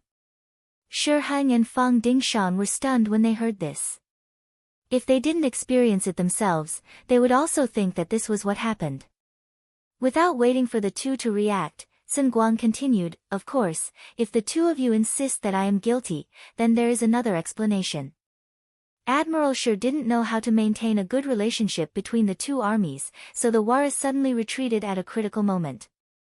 Admiral Shi and Fang Dingshan saw that the situation was going to change, so in order to protect their own lives, they forced Rong Shao to lead 100,000 soldiers to their deaths. Only Vice-General Cin Guang saw the problem, but because they had been besieging the city for many days, their strength was limited, so in order to preserve the strength of the army, they had no choice but to retreat first. Unfortunately, in order to cover up the truth, Admiral Shi killed all the witnesses and pushed all the blame to Qin Guang. In the blink of an eye, it was a completely different explanation. After saying this, Qin Guang intentionally shrugged and said, "Right, I've already written a memorial for the second explanation. As long as I don't leave this place today, someone will send it to Baiming. When the time comes, His Majesty will definitely see it. Perhaps he won't believe it, or perhaps he will. In that case, everything will be up to the heavens. Naturally, the choice is still in the hands of the two of you. Do as you see fit." At this moment, Qin Guang was extremely relaxed. He didn't seem like a criminal at all. On the contrary, he seemed more like an interrogator. The second explanation was like a heavy hammer to Shi Heng and Fang Dingshan's heads. The two of them couldn't help but suck in a breath of cold air. Only now did they realize that they had somewhat underestimated this Qin Guang in the past. It turned out that this was a smart person. They didn't know that everything Qin Guang did was the idea given to him by Su Dei. And this idea came from Yang Qindong. No wonder Shi Heng and Fang Dingshan were stunned. In this battle, Su Dei originally wanted to take the opportunity to return to the embrace of the Five-Star Army. He was even confident that he could capture Qin Guang and make a great contribution. However, this was not what Yang Qindong wanted. A good-for-nothing general like Qin Guang would not be an obstacle to Yang Qindong's unification of the world. On the contrary, having such a person Baiming would only be beneficial and not harmful to him. Once he captured him, not only would he not be able to severely damage the strength of the Baiming army, but he would also help the other party to eliminate villains. Why would Yang Qindong do that? As for Su Dei, he played an unparalleled role in the battle outside the beginning city. It was better for such a person to continue to stay in the Baiming army. At least now was not the time for him to come to the Five-Star Army. Of course, Yang Qindong would remember all these contributions in his heart. Once he returned one day, he would definitely give them a position that he was satisfied with. Having said that, Qin Guang's two statements entered the ears of the two generals. As long as one was not stupid, one would naturally know how to choose. Although there was a hint of being threatened, whether it was Shi Heng or Fang Dingshan, they were the kind of people who cared about their reputation. They absolutely did not want to have a scandal, let alone lose the imperial favor. In the end, the two looked at each other and laughed. Then, Shi Heng said, "Deputy Commander Qin is indeed a pillar of the country. It seems that everything is really a misunderstanding. Come, quickly remove the shackles." Qin Guang was released just like that. The explanation to the outside world was that his withdrawal was originally approved by the admiral. It was just that he withdrew too quickly, so it caused a misunderstanding. Following that, Qin Guang's first statement was written into a memorial to the emperor and reported to the Daizong emperor. The 50,000 cavalrymen of Walla were like a black whirlwind on the grassland, heading straight towards Shaojing City. At the most critical moment, Yes Hen was the first to withdraw his troops. He did not dare to gamble. He did not dare to believe in his ally, the Baiming army, which led to a great defeat outside the beginning city. Of course, the Baiming army was defeated. They lost 100,000 troops. For Yes Hen, it was just some provisions that could not be taken away because he was in a hurry. When he returned to Hanoi and gathered his general, Bo Muir, provisions would not be a problem. "Leader, the fast horse scouts reported that the Five-Star Army is still chasing us 50 miles behind us. They have not given up." General Chao Lu rode to Yeshin's side and reported in a hurry. Chapter 1187. They're still chasing. How many people do they have? Yeshin's face flashed with anger. He had already been defeated, but he was still the first army to retreat. This was giving enough face to the Five-Star Army. Moreover, when he attacked the beginning city, he didn't use a single soldier, saber, or sword. On the contrary, he even lost 100,000 soldiers when he attacked North Desert City. No matter how he looked at it, he was the one who suffered a loss. Why was the Five-Star Army so tightly holding on to him and not letting him go? Replying to the leader, "They have about 50,000 people. They have more people than us. Among them, there is also the existence of the most elite existence like the 1st Cavalry Division. When Chao Lu answered these questions, he felt a chill down his spine. Unlike Baiming and Southern Ming, where most of the soldiers were infantry, the 1st Cavalry Division was in the limelight in the grasslands where the majority of the soldiers were cavalry. It was not something that other tribes and forces could compare to. A person's name was like a tree's shadow. For many people in the grasslands, the 1st Cavalry Division represented a destructive existence. Continue to retreat. When he heard that the other side had more people than him, and that there was the existence of the invincible elite existence like the 1st Cavalry Division, Yes Hen lost the desire to compete. He helplessly shook his head and gave the order to continue the retreat. Reporting. Just as Yes Hen gave the order, the fast horse scout in front of him came in front of him again. Reporting to the leader, there is a group of cavalry with the banner of the 5-star army 30 miles in front of us. They are blocking our way. There is a 5-star army cavalry in front of us. Yes Hen was shocked by this news. Leader, it should be the 5-star army's new 2nd army. Chao Lu thought of something and whispered to Yes Hen. Slapping his forehead, Yes Hen nodded. That's right, it should be them. Humph, the useless Baiming. After conquering 2 cities, don't they know how to completely destroy the new 2nd army? Now, they've become popular again. Yes, the Baiming army is too incompetent. But Chief, now that they are targeting us, what should we do? Chao Lu was also complaining about the incompetence of the Baiming army, but now was not the time to complain. Instead, he had to face the problem. What else can we do? Let's split up and meet the enemy. The rest of the cavalry will circle around them and rush back to Hanoi. Helplessly, he said. In the past, if a mere new 2nd army dared to stop 50,000 elite cavalrymen from Wara, Yes Hen would definitely teach them a lesson. But now, he couldn't take such a risk. Once his main force was entangled with the enemy, the 5-star army cavalry would catch up to him.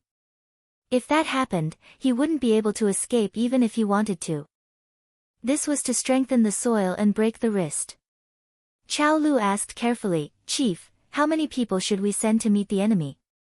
Everyone knew that the cavalrymen sent to meet the new 2nd army would never return. But the number of people was the key. If there were too few, it wouldn't be effective. If there were too many, the losses would be too great. It was not a good choice. Send 20,000 soldiers. After all, the new 2nd army's strength is greatly damaged. If we send more people, they might be able to rush out and meet up with us in Hanoi. Yes Hen was indeed an ambitious person. Without even thinking about it, he betrayed all 20,000 of his men. The so-called sending more people to defeat the new 2nd army was just an excuse. In the end, Yes Hen was afraid that if he sent too few people, they wouldn't be able to entangle the new 2nd army and affect his escape plan. Chao Lu was naturally aware of this point. But this was the chief's order, so he had to carry it out. He immediately agreed and went to make the arrangements. We'll leave from the sides. Yes Hen said with heartache. When they came with 150,000 soldiers. But when they returned, they only had 30,000 men and horses. They even lost their provisions. This was an undeniable defeat. In front of the small yellow river in front of Shaojing City. The new 2nd army was laying in ambush here, waiting for the Wara cavalrymen to escape here. They wanted to take advantage of the situation and kill them. Report. General, the Wara cavalry has split up. 30,000 of them left from the flanks. About 20,000 of them are heading straight for us. The scout in charge of scouting turned back and reported to the general standing in front of the army. Understood. Shpai nodded with a solemn expression. Obviously, this situation was completely within his expectations. The enemy has split up, so the pressure on us has decreased a lot. Now we're only dealing with 20,000 cavalrymen. Everyone must cheer up and show the might of the new 2nd army. Yes. Kong Ji and the other 2 division commanders replied loudly. In fact, even if there were 20,000 Walla cavalry, it would still be a huge pressure for the new Second Army. After going through so many things, the new Second Army was now short of an infantry division, and the other 3 divisions were not complete. At most, there were only 18,000 soldiers. Moreover, the number of horses in the army was not enough. Many of the original cavalrymen had to be converted to infantry because of the lack of horses. Kang Ji looked at his subordinates who were supposed to have more than 8,000 cavalrymen, but now there were only about 4,000 cavalrymen and 2,000 infantry. He couldn't help but curse. It's all because of those damn Baiming. They stole our horses. Otherwise, with the strength of the new Second Army, it would be easy to deal with 20,000 cavalrymen. Okay, Mr. Kong, don't complain. Save some strength to deal with the enemy. Go and check on the preparation of the bows and arrows. She understood Kang Ji's frustration. How could he not be the same? However, this was a war. It was not a war where 2 people could curse each other. It was not a war where one could win by talking. Although Su Yuan betrayed the 5-star army and ended up with his corpse, he still did some good things.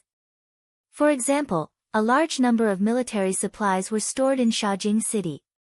Among them, bows and caltrops were the most abundant. Considering that the most likely enemy on the grassland was the cavalrymen, the Baiming army was well prepared.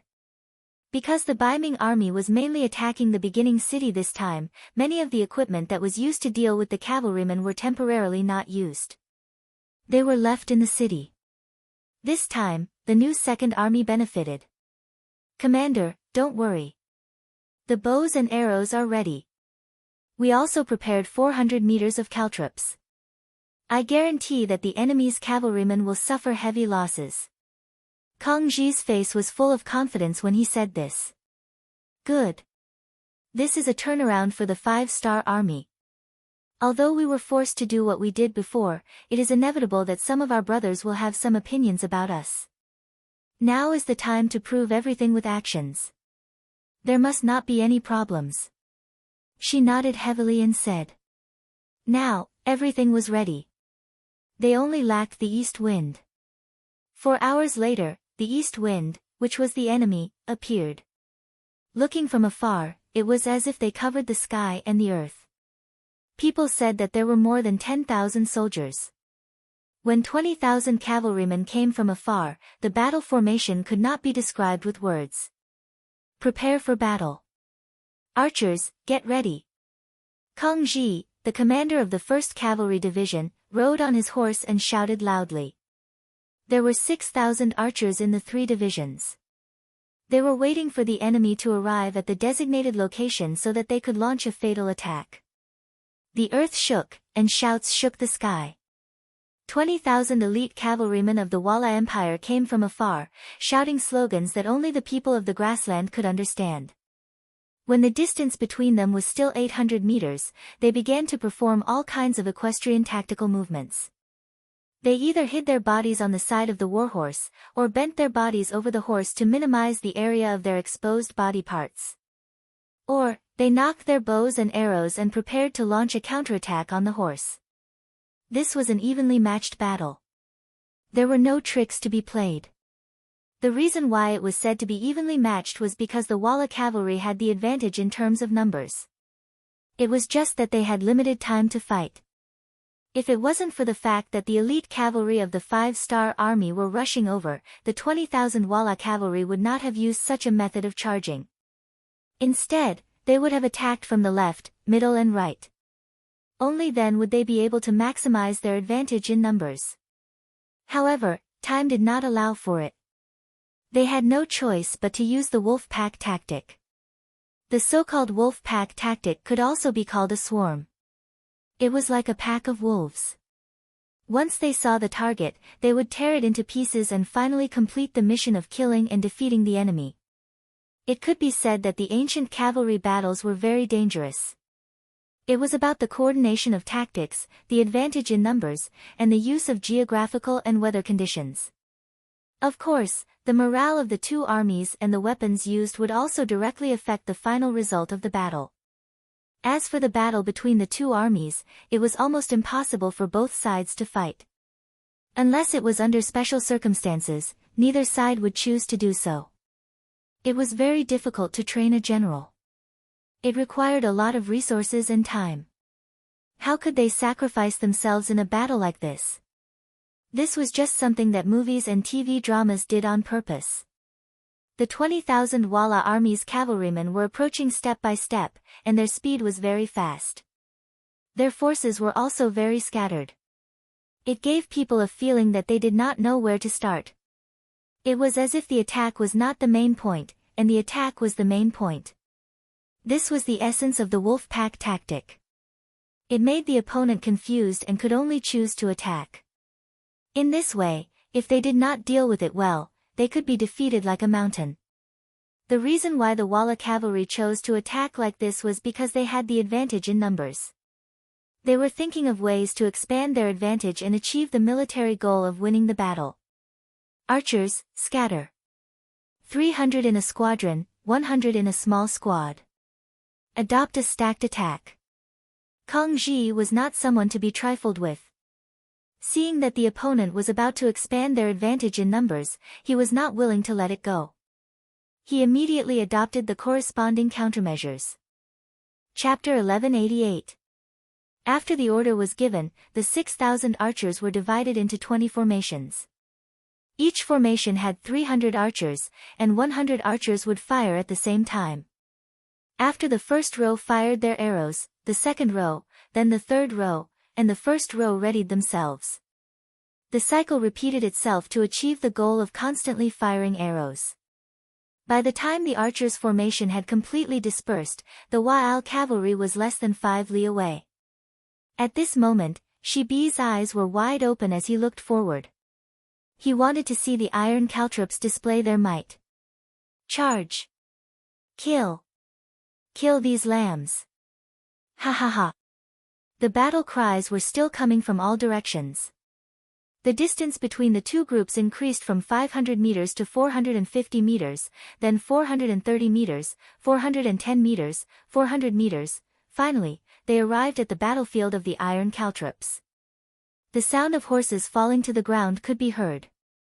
The caltrops had 6 horns, so they could stand upright no matter where they were thrown. They were also very sharp. Once the caltrops hit a horse's foot, it could be pierced through even if the horse was hit by an iron palm. This was the advantage and power of the caltrops. The Wala cavalry did not expect the new Second Army to use this tactic. In their opinion, this attack was simply a rash move by the new Second Army. They shouldn't have made more preparations. Otherwise, they wouldn't have adopted the tactic of charging at the beginning. At least, they should have sent some people to test the waters first. They did not expect the Wala cavalry to be hit by the caltrops. None of the Wala cavalry in the front could dodge the caltrops. A short distance of 100 meters was enough to knock down 2,000 Wala cavalry. The momentum of their charge was also halted. The caltrops were limited. In the era when iron was precious, the caltrops were very expensive. Even Baiming did not prepare a lot of them. The caltrops could only cover a distance of 100 meters. After this distance, the Wala cavalry adjusted their posture and started to charge again. When they were about 200 meters ahead and had just picked up their speed, the arrows came from afar. Like a dense rain of attacks, Division Commander Kang Ji gave the order to release the word, fire. Ding ding dang dang dang. The arrows flew through the air for over 100 meters before landing on the bodies of the cavalrymen or their warhorses. In an instant, there was another scene of men and horses being thrown off their feet. At least 1,000 cavalrymen fell to the ground from the arrows. Cavalry, get ready. Seeing that the 2 waves of preparation had the effect of injuring and obstructing the enemy, Kang Ji's heroic spirit soared. After a shout, he pulled out the sharp saber on his body. Tip of the arrow, charge at the enemy formation. Archers, use protective fire. Charge. Kang Ji, who was issuing military orders, was the first to rush out of the battle formation. This also meant that the new Second Army's counterattack had officially begun. Relying on the caltrops and archers to obstruct the enemy, they effectively suppressed the Walla cavalry's advance. Kang Ji gave the order to launch an all-out attack. It could be said that he grasped the timing very well. Seeing all this, Songbi nodded in satisfaction. Songbi clenched his fists tightly because he knew that what happened just now was just a small trick. The real battle and bitter battle had just begun. In a chaotic battle like this, there were very few true winners. The only difference was which side would suffer less losses. Songbi clenched his fists tightly. His face was tense. In a battle like this, being a bystander was far less relaxing than slaughtering his way into the battle. At the very least, he didn't have to think so much when he entered the battlefield. All he had to do was to continuously kill the enemy and prevent himself from being killed. However, Yang Qindong had already set the rules for the 5-star army. In such a chaotic battle, the high-ranking officers were not allowed to participate personally. This time, Kang Ji was able to personally participate because the morale of the new Second Army had suffered a huge blow. Now that they urgently needed a leader, Commander Kang Ji rushed out. Otherwise, even he would have to stand outside the battlefield and watch everything from a bystander's point of view. The cruel battle had begun. Weapons clashed against weapons, warhorses clashed against warhorses, and humans clashed against each other. From time to time, there would be arrows falling into the battlefield. At this moment, no one could guarantee that the arrows wouldn't kill the enemy and harm the soldiers. At most, the probability of it happening would be lower. Therefore, on the battlefield, there were many cavalrymen who died in the hands of their own archers. However, this didn't stop the archers from continuing to shoot arrows. After all, even if the arrows were used as support, the number of arrows would still be higher. This was a battle where there were no winners. In a chaotic battle, individual strength played a huge role. Luck also played a huge role in winning and losing. For example, many cavalrymen who went berserk would hurt their own soldiers from time to time. In such a chaotic battle, even if you had the ability to fight against 100 people, you might not be able to escape death. Unless it was a high-ranking officer like Kang Ji, there would be dozens or even hundreds of soldiers following him wherever he went. At least they could provide some protection. War was cruel. The cavalrymen fought back and forth. From time to time, there would be people who were knocked off their warhorses. However, this didn't mean that they lost their ability to fight. On the contrary, there were more and more people who dismounted to fight. This made it so that sometimes, not only did they have to guard against being on horseback, they also had to guard against ambushes from below. Perhaps when they were swinging their swords at the enemy, the warhorse's hooves would be chopped off. Then, they would lose their balance and fall off the horse. If they weren't prepared, perhaps the moment they fell off the horse, there would already be a large sword floating above their head. And it was precisely this kind of chaotic battle that lasted for nearly an hour. In the end, there was no clear winner. Finally, it was announced that the Walla cavalry had left. Worried that the 5-star army behind them would catch up, the 20,000 Walla cavalry didn't make any more moves. They only charged blindly. After charging through the new Second Army's defensive line, they left. As for those who didn't charge through, sorry, they were either killed or taken captive. 2 hours later, both sides had paid a heavy price and the battle was coming to an end. Kang Ji, who was covered in blood, whether it was his own or the enemy's, rode to Shibei. He first gave a standard military salute and then said with a smile, "Military commander, the battle is over. According to the preliminary statistics, we killed more than 4,000 enemies and captured more than 10,000 enemies. Only 5,000 of the enemy's cavalry managed to escape. We lost more than 2,000 people and 5,000 injured." After saying this, Kang Ji's left arm suddenly bled a lot. This was the mark left by the Walla cavalry's scimitar. "Ha, I wasn't paying attention and was stared at by mosquitoes." Regarding this, Kang Ji said with a look of indifference. "Good, this battle was very good. We showed the spirit of our new Second Army. Come, bandage Mr. Kang's wound. Everyone else, clean up the battlefield." Seeing that the blood was still flowing and didn't seem to have any intention of stopping, Shibi hurriedly shouted. Kang Ji went to rest, leaving behind many soldiers to clean up the battlefield. About an hour later, a large number of 5-star army cavalry came from the distance. Among them, the brothers of the 1st Cavalry Division were at the front. As the division commander, Tian Hu took the lead and led a group of people to the front. When he saw the mess on the battlefield, the corpses that littered the ground and the blood that dyed the plains red, he could not help but nod his head. He could feel that the new Second Army must have used all their strength in this battle. General Tian, thank you for your hard work. Shibi led a group of officers of the new Second Army to welcome him. Commander Shibi, thank you for your hard work. There must have been a lot of casualties in this battle. Tian Hu immediately saluted and then asked with a look of concern. Everyone knew that the new Second Army had just gone through an unforeseen event. Originally, the organization wasn't complete. Now that they had to fight such a fierce battle, it was already very difficult for them. Fortunately, our new Second Army isn't made of mud. We can hold on. Division Commander Kang Ji was afraid that the new Second Army would be looked down upon by others, so he took the initiative to stand up and answer. Sigh. However, Shibi waved his hand at Kang Ji and said to Tian Hu, General Tian, this is the division commander of the new Second Army's 1st Cavalry Division, Kang Ji. He is a bit straightforward. If he said anything that offended you, please don't take it to heart. The reason why he called Tian Hu general, instead of division commander, was that he was a major general. This was not something that an ordinary division commander could compare to. In fact, compared to his position in Bugnam of Gojoseon's heart, he was probably even lower than an ordinary division commander. Shibi was able to become the commander of the new Second Army in a way that came later not only because his ability to command the army was good, but also because his EQ was very high. This could be seen from this conversation. Oh, it's Mr. Kong. Sorry for the disrespect. Tian Hu smiled indifferently.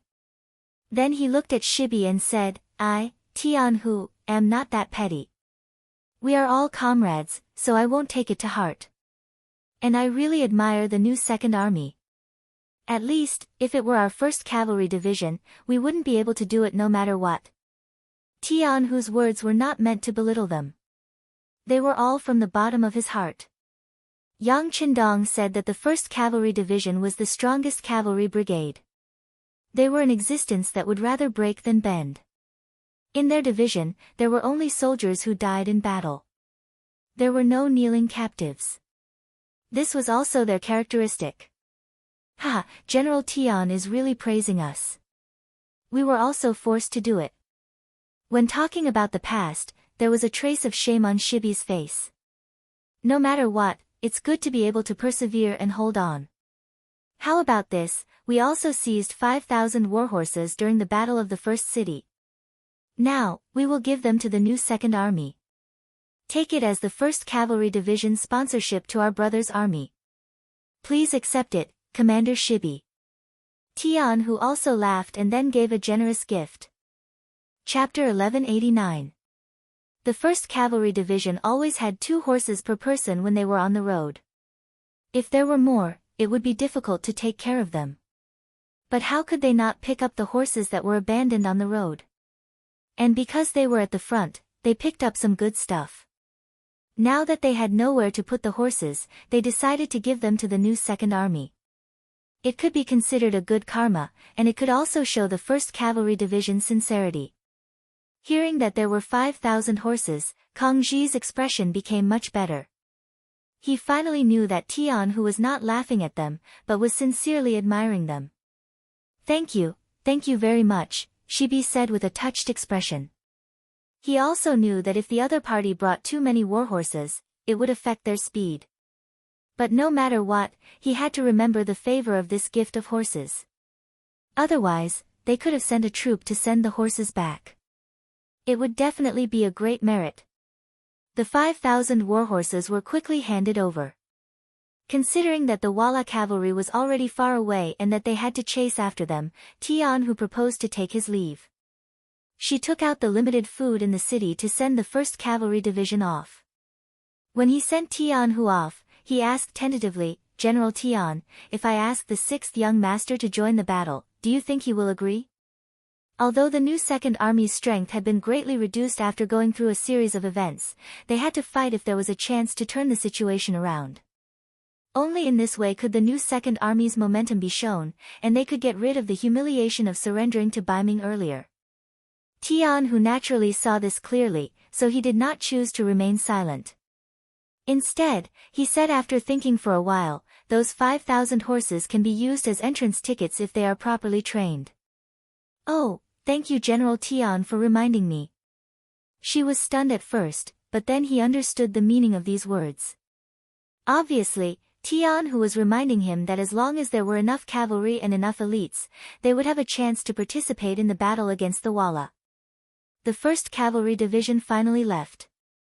Seeing the departing army, Division Commander Kang Ji sighed and said, "I didn't expect the division commander of the world's #1 cavalry division to be so humble.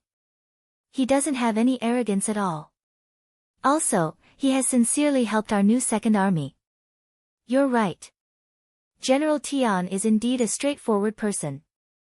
Perhaps his vision has long surpassed ours.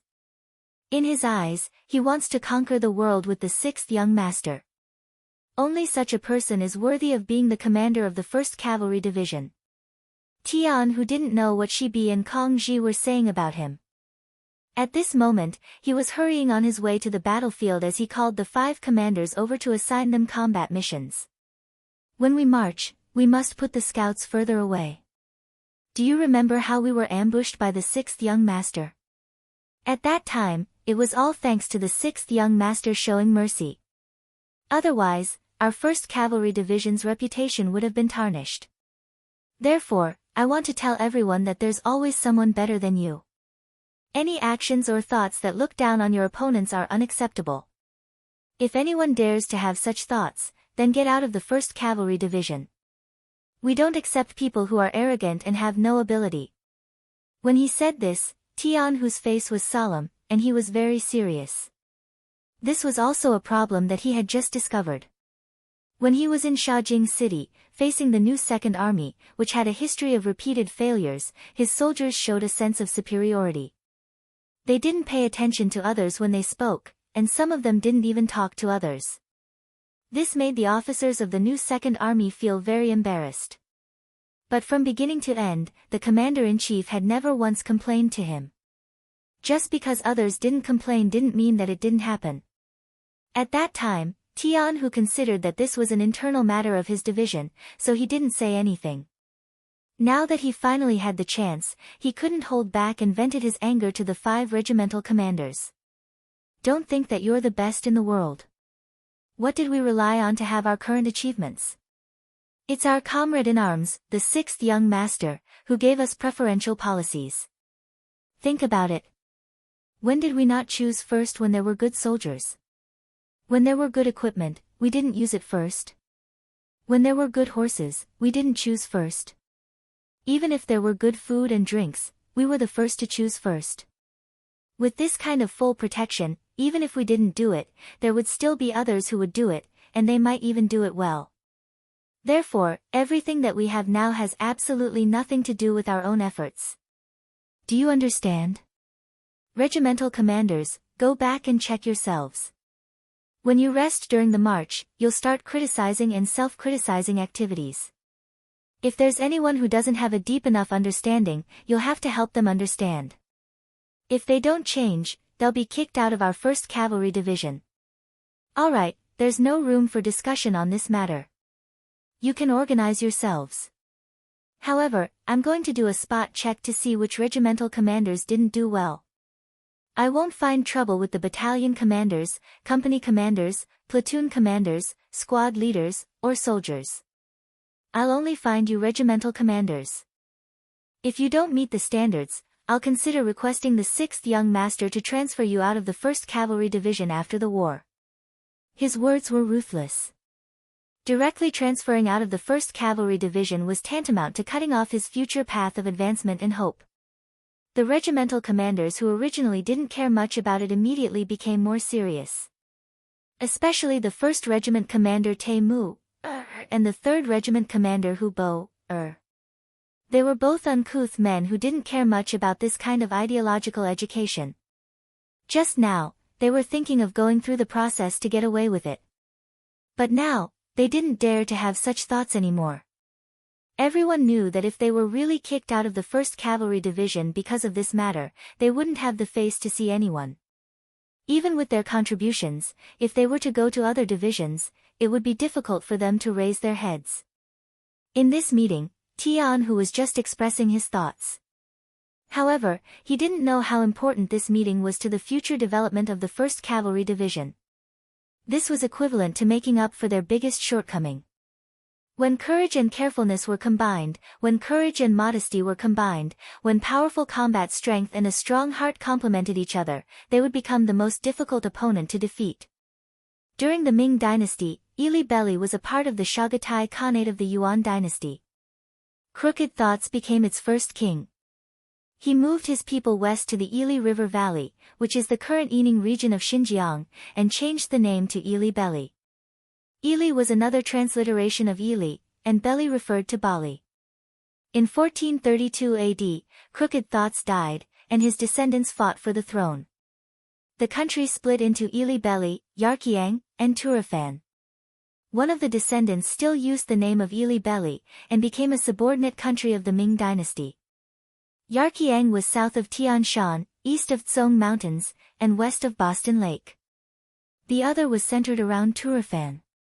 Ili Banli King Bao lied. The thing he wanted to do the most in his life was to reunite Ili Banli and bring the legacy of his ancestors to greater heights.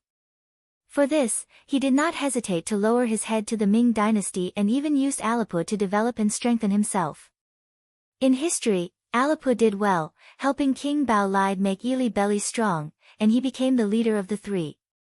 Even after he grew old, Ili Belly lasted for dozens of years before dying.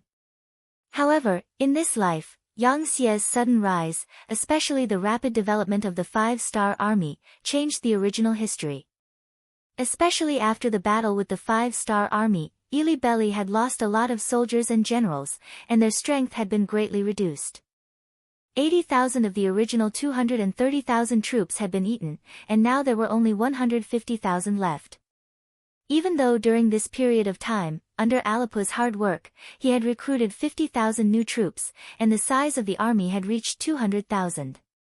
However, compared to before, it was not as strong as before, and it attracted the attention of Yarkiang and Turafan. This made King Bao Lide sigh, as he was getting further and further away from his life goal. When it rains, it pours. On this night, it was raining heavily outside the palace. Hurried footsteps could be heard coming from the depths of the palace. A bolt of lightning flashed and illuminated the figure of this person. Who else could it be but Prime Minister Alipu? The person who came was Alipu. He had just received the intel from the scouts, and he was urgently looking for the king to discuss matters.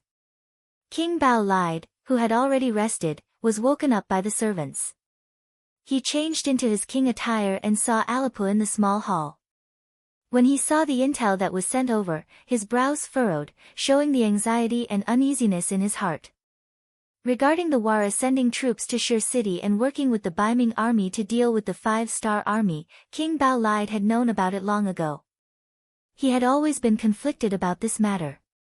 As far as he was concerned, whether it was the 5-star army or the Wara, they were not easy to deal with.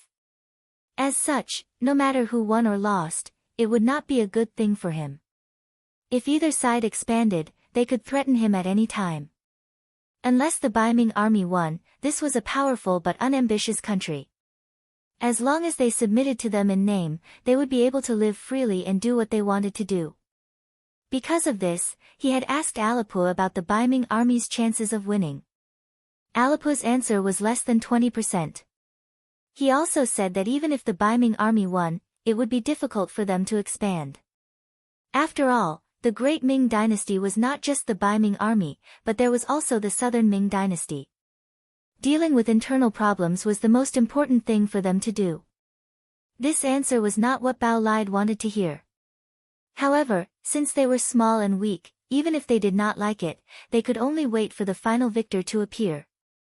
They could only hope that no matter who won, it would be a Pyrrhic victory. This would give them more time to develop. Now, the results were finally out. The 5-star army had won, and the Walla army had fled towards their base in Hanoi. Chapter 1190. King Bao Lide didn't expect this. What he didn't expect was that the 5-star army actually chased after them for thousands of miles without any intention of stopping. This naturally caught his attention. The Han people had a saying, without the lips, the teeth will feel cold. Hanoi was too close to Ely. If they really fought their way here, they would unknowingly become a threat to their borders. If that really happened, the 5-star army would probably attack them. If that was really the case, they had to prepare in advance. Apu appeared here to talk about this matter.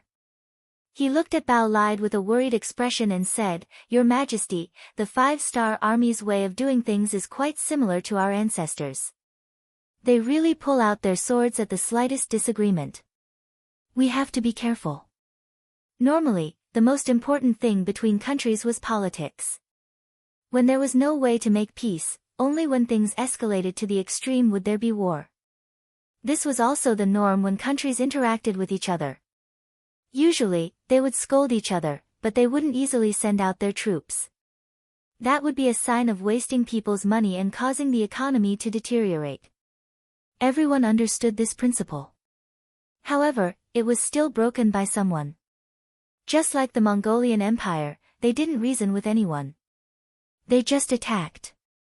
Often, when countries were still waiting for diplomatic communication, the Mongolian cavalry had already killed their way into the city. This was also one of the reasons why the Mongolian Empire was able to occupy so much territory in such a short period of time. After all, many people couldn't understand the way they attacked without saying anything. In comparison, the 5-star army was very similar. They also sent out their troops without saying anything.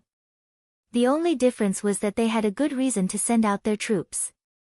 Moreover, they treated the people in the occupied land very well. They also put in a lot of effort to develop the local economy. This was also why the backline was generally very stable and didn't have any major problems. However, no matter how good the 5-star army treated the people in the occupied land, it didn't mean anything to a king like Bao Lide. People like him cared more about the royal and imperial power. As long as the people were able to live, it didn't matter. With an ugly expression, Bao Lide put down the information, looked up at a lip, and asked, "Xiang Gua, do you think that if the 5-star army defeats Yes Hen, they will attack us?" Judging from their past habits, it's very likely. Who told us to be weak? Apu didn't want to say this, but it was the truth. Their territory was small, and their population was small. It was undoubtedly difficult for them to develop greatly in this limited environment. Even though he worked late into the night every day, he was still unable to completely turn the situation around. That's right, we're really too weak. If it was before the split, we would have had a chance to fight against the 5-star army. Bao Lide sighed and admitted the truth. When Bao Lide mentioned before the split, Ali's eyes lit up.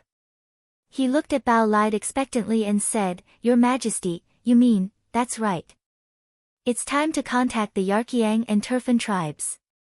Although we all want to eat each other, when this kind of survival is threatened, I think they will also put down their prejudices and work together like me."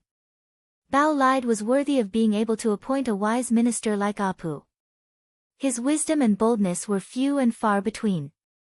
A look of admiration appeared on Arap's face as he nodded heavily. "All right, allow this subject to contact them." "Yes, but it must be done quickly. After all, this is a 3-way alliance. It will take a lot of time to adjust and coordinate. What we lack right now is time." Bao Lide looked at Apu solemnly as he spoke in a heavy voice. Apu nodded and asked the king about the alliance. After all, it involved too many things, so every step of the plan had to be done carefully. Otherwise, it would be fine if nothing went wrong, but if something did go wrong, it would be a big problem. The 5-star army hadn't even fought with the Wara chief, Yes Hen, yet the Ili had already been on high alert. This was somewhat unexpected to Yang Qindong, and it was a major hindrance to his plan to take over this place. And no one knew about this yet. Not even the spies that Yang Xie's intelligence agency had planted in the Ili had received any information. Their intelligence agents were currently investigating the situation in Baiming's capital, especially the reaction of the Baiming imperial court after Shi Heng's defeat. Baiming's capital, in the main hall of the imperial palace, a group of dancers were singing and dancing. There were dozens of tables on their left and right, and each table had an important official of the imperial court sitting there. They were eating delicious food, drinking wine, and enjoying the dance of the beautiful women.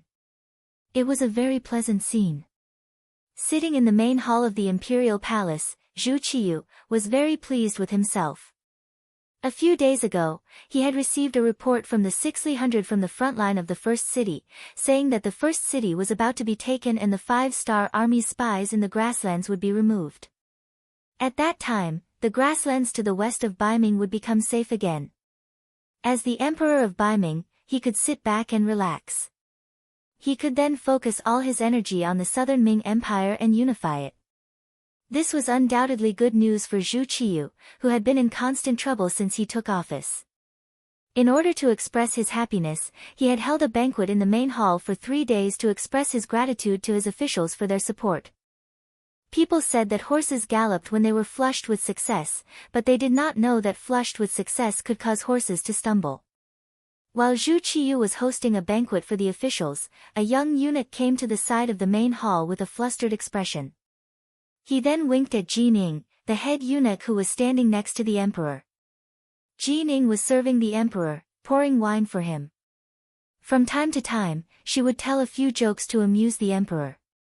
He suddenly noticed the young eunuch's abnormal behavior and was very angry. He had already decided that if it was not something important, he would punish this young eunuch later. This young eunuch was too blind. Taking advantage of the fact that the emperor was watching the dance and was not paying attention to her, Jining walked to the side of the hall and said to the young eunuch, "Speak, what is it?" "I'll tell you, if it is not something important, you little monkey can wait to be beaten." The young eunuch did not care about Jin Ying's threat at all. With a nervous expression and a trembling voice, he said, "Chief eunuch, things are not good. Admiral Shi Heng's army has been defeated. They have now retreated to Tulu City. This is the memorial they submitted. It was sent here at the speed of 800 miles. What?" Even though Jining had served several emperors and claimed to be experienced and knowledgeable, his expression changed greatly. He had not expected things to turn out like this. Didn't the memorial say that the beginning city could not hold on and was about to be taken? How could there be a turn so quickly, and such a huge change at that? Jining didn't quite believe it. She took the urgent document and read it carefully. And when he saw it, he almost fell to the ground. Looking at the contents, it was even worse than the young eunuch's. Jining wanted to calm down, but he found that he could not. He could only walk toward the throne room with heavy feet. At that moment, he did not know that his expression was frighteningly ugly. Cold sweat was even running down his neck. Dai Zong was so happy that he didn't notice any of this. His gaze was still on the dancers. When Jining came close to him and handed him the memorial, he casually pushed it away. "What time is this? I won't look at the memorial first. Let's talk about it later." Your Majesty, you should look at it now," Jining said with difficulty. Jining braced herself as she spoke. A eunuch actually dared to disobey the emperor's orders. That was a capital offense. But at that moment, he had no other choice. He knew that if he really suppressed this memorial, it would be time to punish him. Jining had actually disobeyed an edict. This finally attracted Dai Zong's attention. He saw that the hands that were handing over the memorial were trembling. Suddenly, he had a bad feeling. With a solemn expression, he reached out and took the memorial. Then, he flipped through it. After about 10 breaths, he suddenly roared in anger. "Trash, a bunch of trash. The sudden rage of the emperor caused the originally peaceful main hall to fall into silence. The musicians stopped playing. The dancers were also trembling in fear. They stood in a corner of the hall, not knowing what to do. "Leave, all of you, leave." Qing took the opportunity to wave his hand at the musicians and dancers. The main hall returned to silence. Then, all the officials focused their gazes on the acting emperor, Zhu Qiyu, whose face was red from holding back his anger. No one knew what had happened to make the emperor so angry. "Here, let them take a look." After a pin-drop silence in the main hall, Zhu Qiyu finally reacted. He took the memorial and threw it to Qing, who was standing at the side with his back hunched. "Your subject obeys." Qing agreed. Then, he took the memorial and walked down the hall. He handed it to Su Yozhen, who was standing at the first position on the left. Su Yozhen reached out to take it. He opened it and read it. Then, he sucked in a breath of cold air. After 2 breaths of silence, he handed the memorial to the other important officials. Shi Heng was defeated. The 5-star army won again. Not only did they solve the siege of Beginning City, but they also launched a fierce counterattack. When it rains, it pours. Even Shaojing and Jingzhou City, which had previously submitted to Baiming, rebelled. They were returned to the 5-star army. This meant that the long period of planning was all for naught. So much effort and money invested had turned into ashes. It was no wonder that the emperor was so angry. Chapter 1191. A few moments later, many of the officials who had read the memorials had grave expressions. They could clearly see the severity of the situation. Many of them were even thinking, if the 5-star army used the momentum of their victory to suddenly attack Tulu City, what would they do? Would Shi Heng, who had already suffered defeat, be able to defend the city? If he couldn't defend it, once the 5-star army broke in, the Baiming army would be forced into an internal battle. This was an extremely dangerous matter. Once Baiming's capital was attacked, it would affect their own interests and safety. The officials had no choice but to take this matter seriously. Of course, there were also people like Su Yozhen, who had long since submitted to Yang Qindong. He pretended to have a grave expression on his face, but he was actually very happy on the inside. For him, once the 5-star army entered the city, he would openly become a high-ranking official of the Yangtze. He might even be treated even better. You've all read it. Tell me, how should we deal with this? During this time, Zhu Qiyu had already steadied her mind. When she looked at the ministers, her eyes were full of hope. Your Majesty, Tulu City is a gateway. We can't lose it. Your Majesty, Shi Heng's defeat cannot be avoided. He should be heavily punished and replaced with a new commander. Your Majesty, the 5-star army is coming with menacing momentum and cannot be resisted. There is no harm in sending someone to talk to him and see if he can be persuaded to withdraw. Your Majesty, after Zhu Qiyu asked this question, there were all kinds of comments below. There were all kinds of suggestions, which made people feel a little dizzy after listening to them. Zhu Qiyu had no choice but to roar, "Enough! All of you, shut up! We are the emperor, and Yang Qindong is just a lowly bugnom of Gojoseon. We even conferred him the title, so how can we lower our heads to him? Let's not talk about peace talks anymore. As for replacing the commander, do you have any suitable candidates in mind?" After expressing that he would not lower his head to Yang Qindong, he asked about the candidate for the new commander. At this moment, the entire hall was so silent that a pin drop could be heard. Although Shi Heng was a little greedy for money and power, it had to be said that he still had some skills in war. Moreover, over the years, he had already built up enough prestige in the army. How could Baiming have a backup for such a handsome man? Now that it was said that there was a change in leadership, who would be able to take on this important responsibility? After asking, there was no response for a long time. Zhu Qiyu knew that it was impossible to change the commander. In this case, he had to settle for the second best and said, "Everyone has read the memorial. Although Marquis Wokinghao has the leadership responsibility this time, he is not the main reason. He is still in his position. Let's forget about the proposal of changing the commander. Now, let's talk about the problem of how to defend Tulu City first. If anyone has any opinions, feel free to raise them. Zhu Qiyu also knew that there were people in the imperial court who had a close relationship with Shiheng. If he showed that he wanted to change the commander or did not trust him, these words would inevitably spread out. This would have a negative effect on his control over Shiheng. This was not what he wanted to see now. Naturally, they would be punished after losing the battle. However, how to punish them and when to punish them still needed to be discussed at length. At least in the current situation, they absolutely could not be punished. Not only that, they also needed to be rewarded to stabilize the people's hearts. This was the so-called way of using people. Send troops, a large number of reinforcements. Don't we have millions of soldiers in training? Pick some of the elites and send them to Tulu City. No matter what, we have to defend it. With the high walls and thick city walls, we can fight an offensive and defensive battle like the first city. As long as the battle lasts for a long time, with strong strength, the 5-star army will be defeated in the end. The Minister of War, Yi Ming, stood up and put forward his own opinion. As the Minister of War, Yi Ming's authority was even greater than that of the previous Minister of War.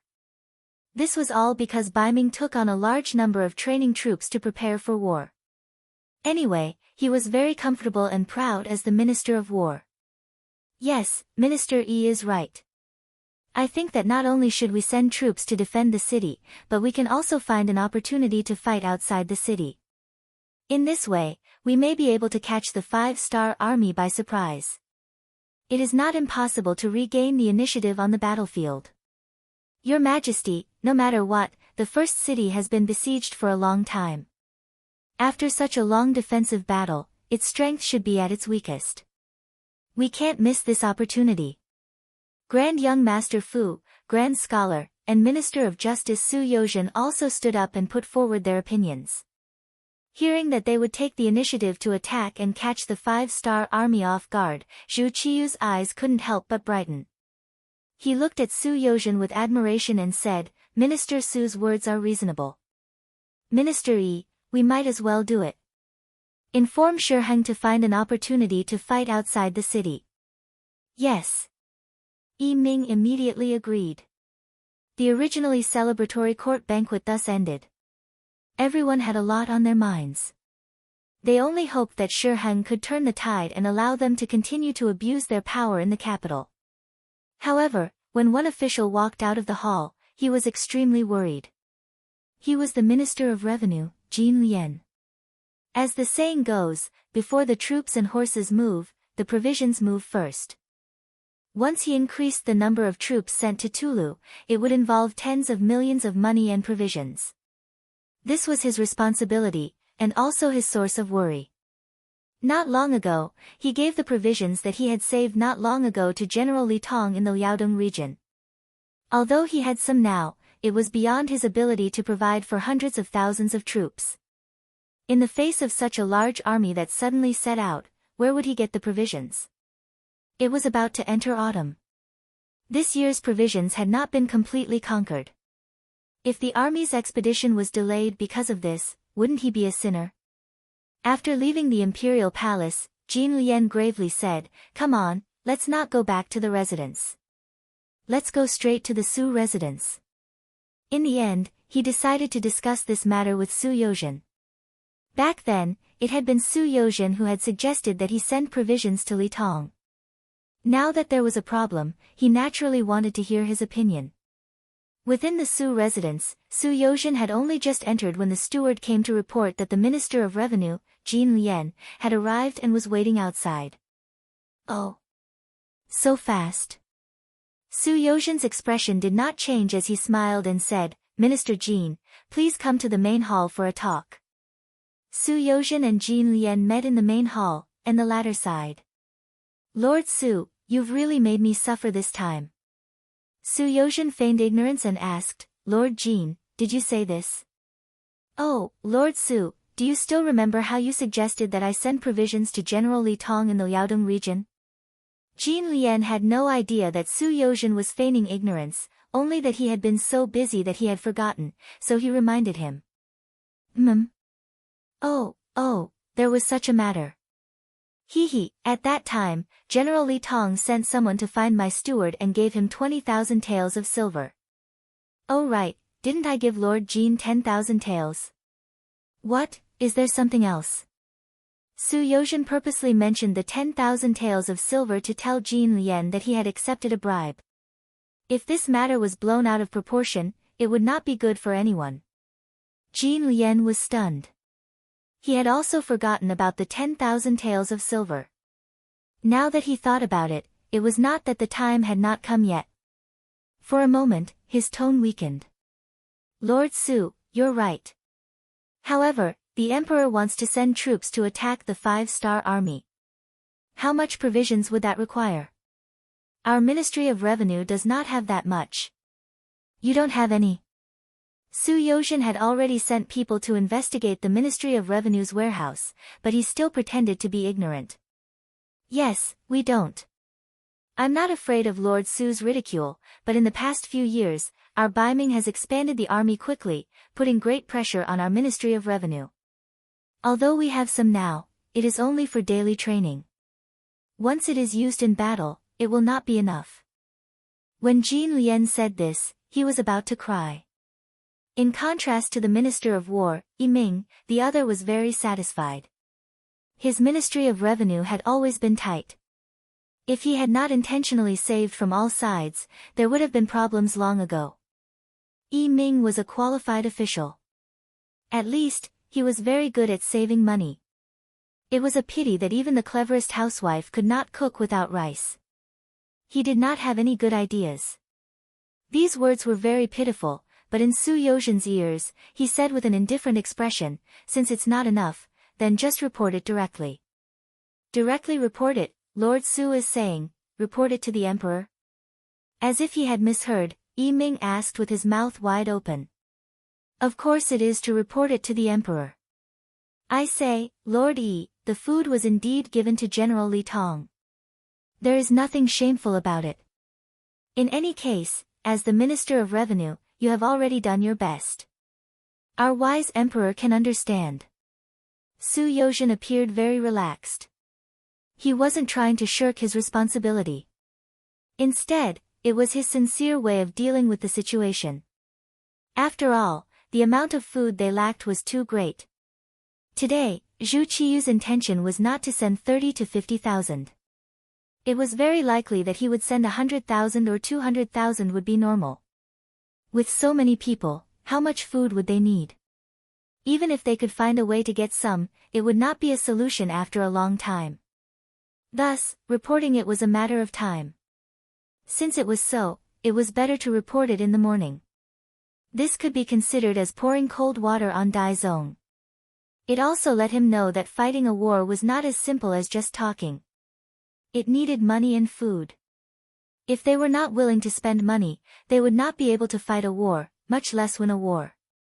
Su Yozhen said twice to report the matter to the emperor, and Yiming finally faced it seriously. After careful consideration, it seemed that this was the only path he could take.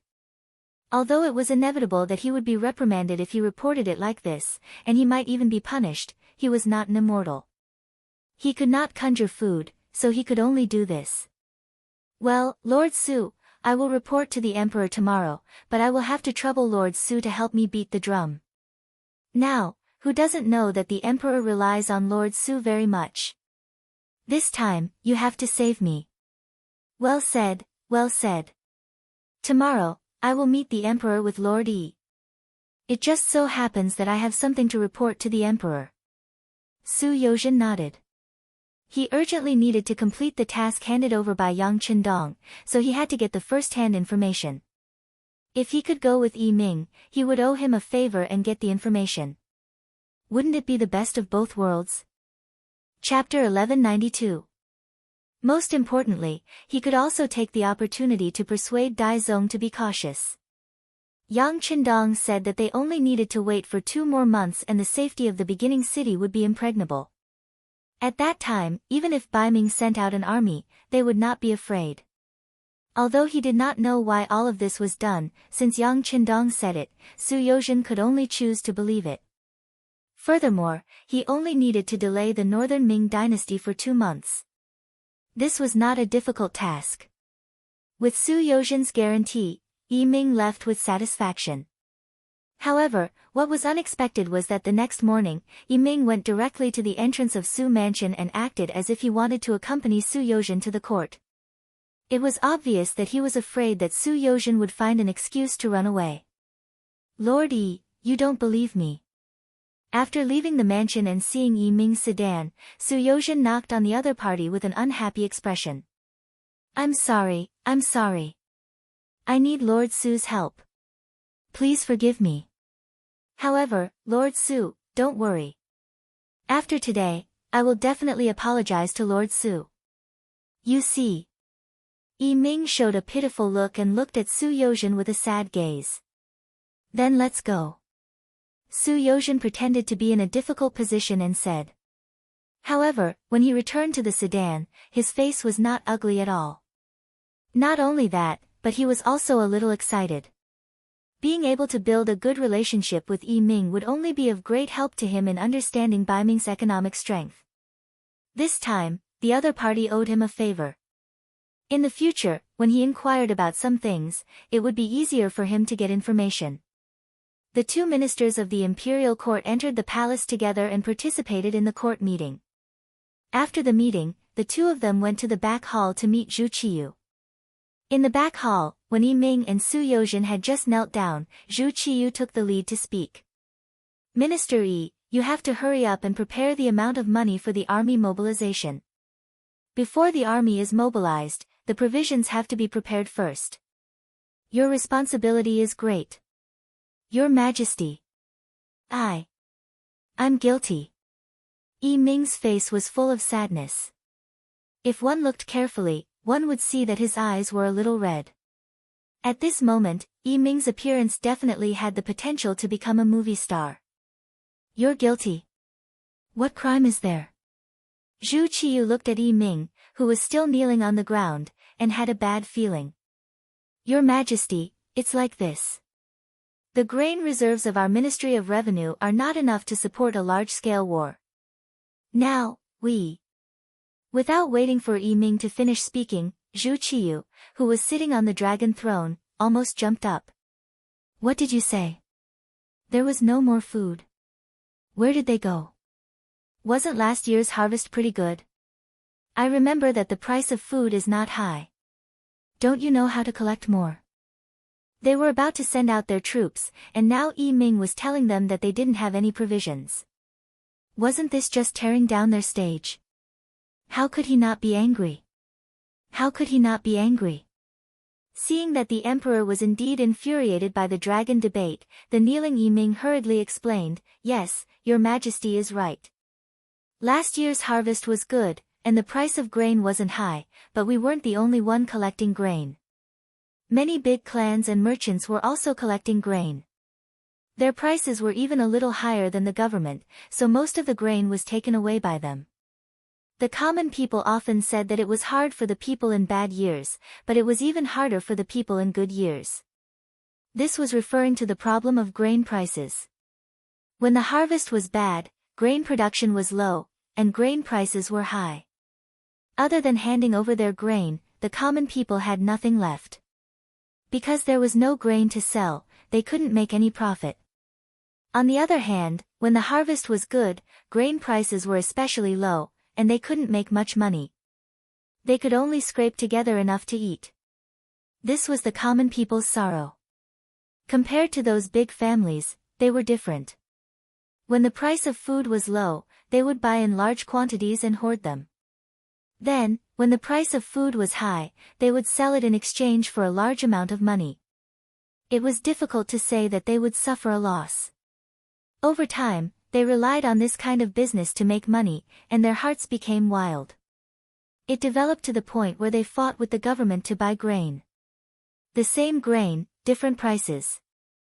farmers would definitely be willing to sell to the side with a higher price. This also caused Yi Ming to not be able to buy much grain. Taken away. Taken away. Zhu Qiyu had already stood up angrily from the dragon throne. Then, he kept pacing back and forth to show the anger in his heart. As the emperor, he was actually aware of the grain problem. He was even aware of who was stirring up trouble and reselling the grain. However, the influence of these people wasn't small. Once they joined forces, it would involve many aspects, to the point that he couldn't help but be afraid. This was also the reason why he couldn't do anything even though he knew that someone was collecting grain. Is it possible to buy some grain from those people at a fair price? After pacing back and forth a few times, Zhu Qiyu suddenly turned around and asked the kneeling Yi Ming. Your Majesty. With a bitter expression, Yi Ming said, it's impossible to buy grain at a fair price. Adding some money shouldn't be a problem.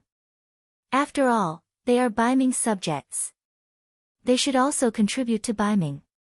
And, then how much money do you need to add? Hearing that there was a way, Zhu Qiyu's face revealed a trace of expectation. This. Yi Ming didn't immediately answer. Instead, he calculated in his heart. Then, he raised his head and stretched out a hand. 10%. When Zhu Qiyu saw that it was only one hand, his expression became much more relaxed. No, it's 50%. Yi Ming opened up his hand as he spoke. At this moment, there were 5 hands. What? They are profiting from the country's crisis. They are forcing me. When he heard that it was 50%, Zhu Qiyu immediately became unhappy. As a result, the original 30,000 jin of grain could only buy 20,000 jin. This price difference was too high. Zhu Qiyu cursed these profiteers and rich families in his heart. However, he didn't have any better methods to deal with them. Who asked these people to exist to represent the interests of too many people? Once he lost the support of these people, it would be hard to say if his throne would be stable.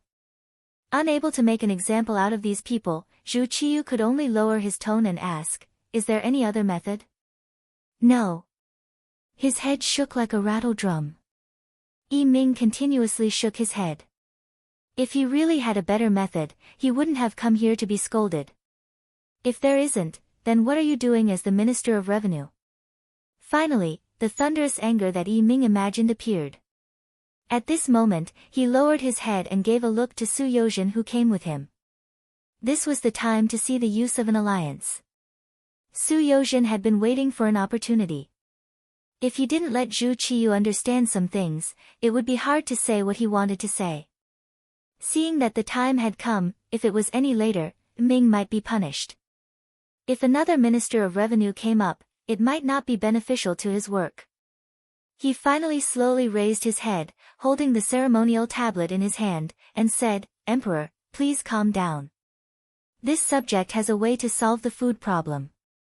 Zhu Qiyu, who was really angry, even wanted to punish Yi Ming.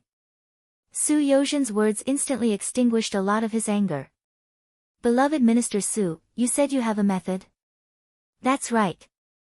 Although this subject's method can't solve the problem immediately, we only need to wait for a month or so. When this year's rations arrive, the problem will be solved.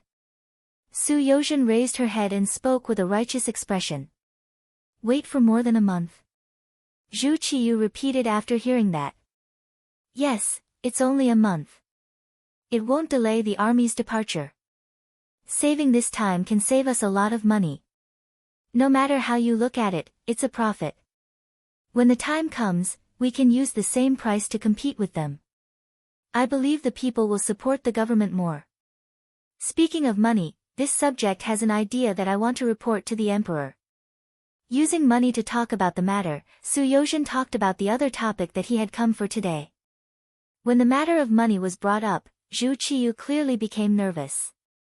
The longer he had been the emperor, the more he knew the benefits of money.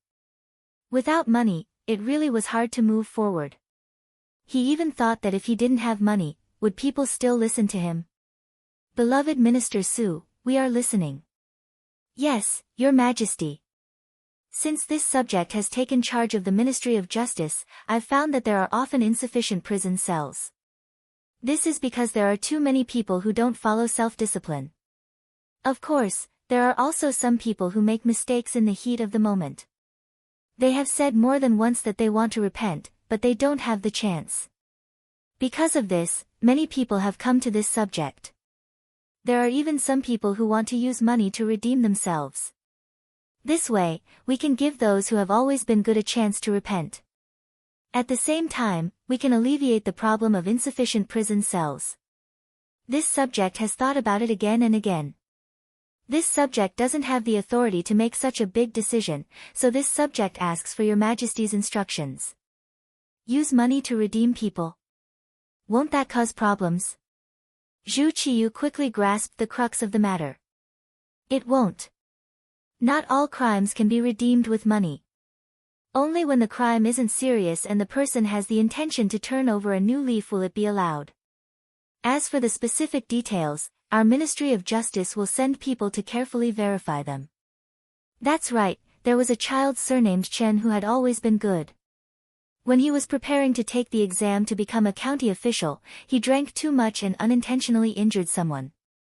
It was only a minor injury. Our local constable arrived soon after. In the end, he was sentenced to 3 months in prison.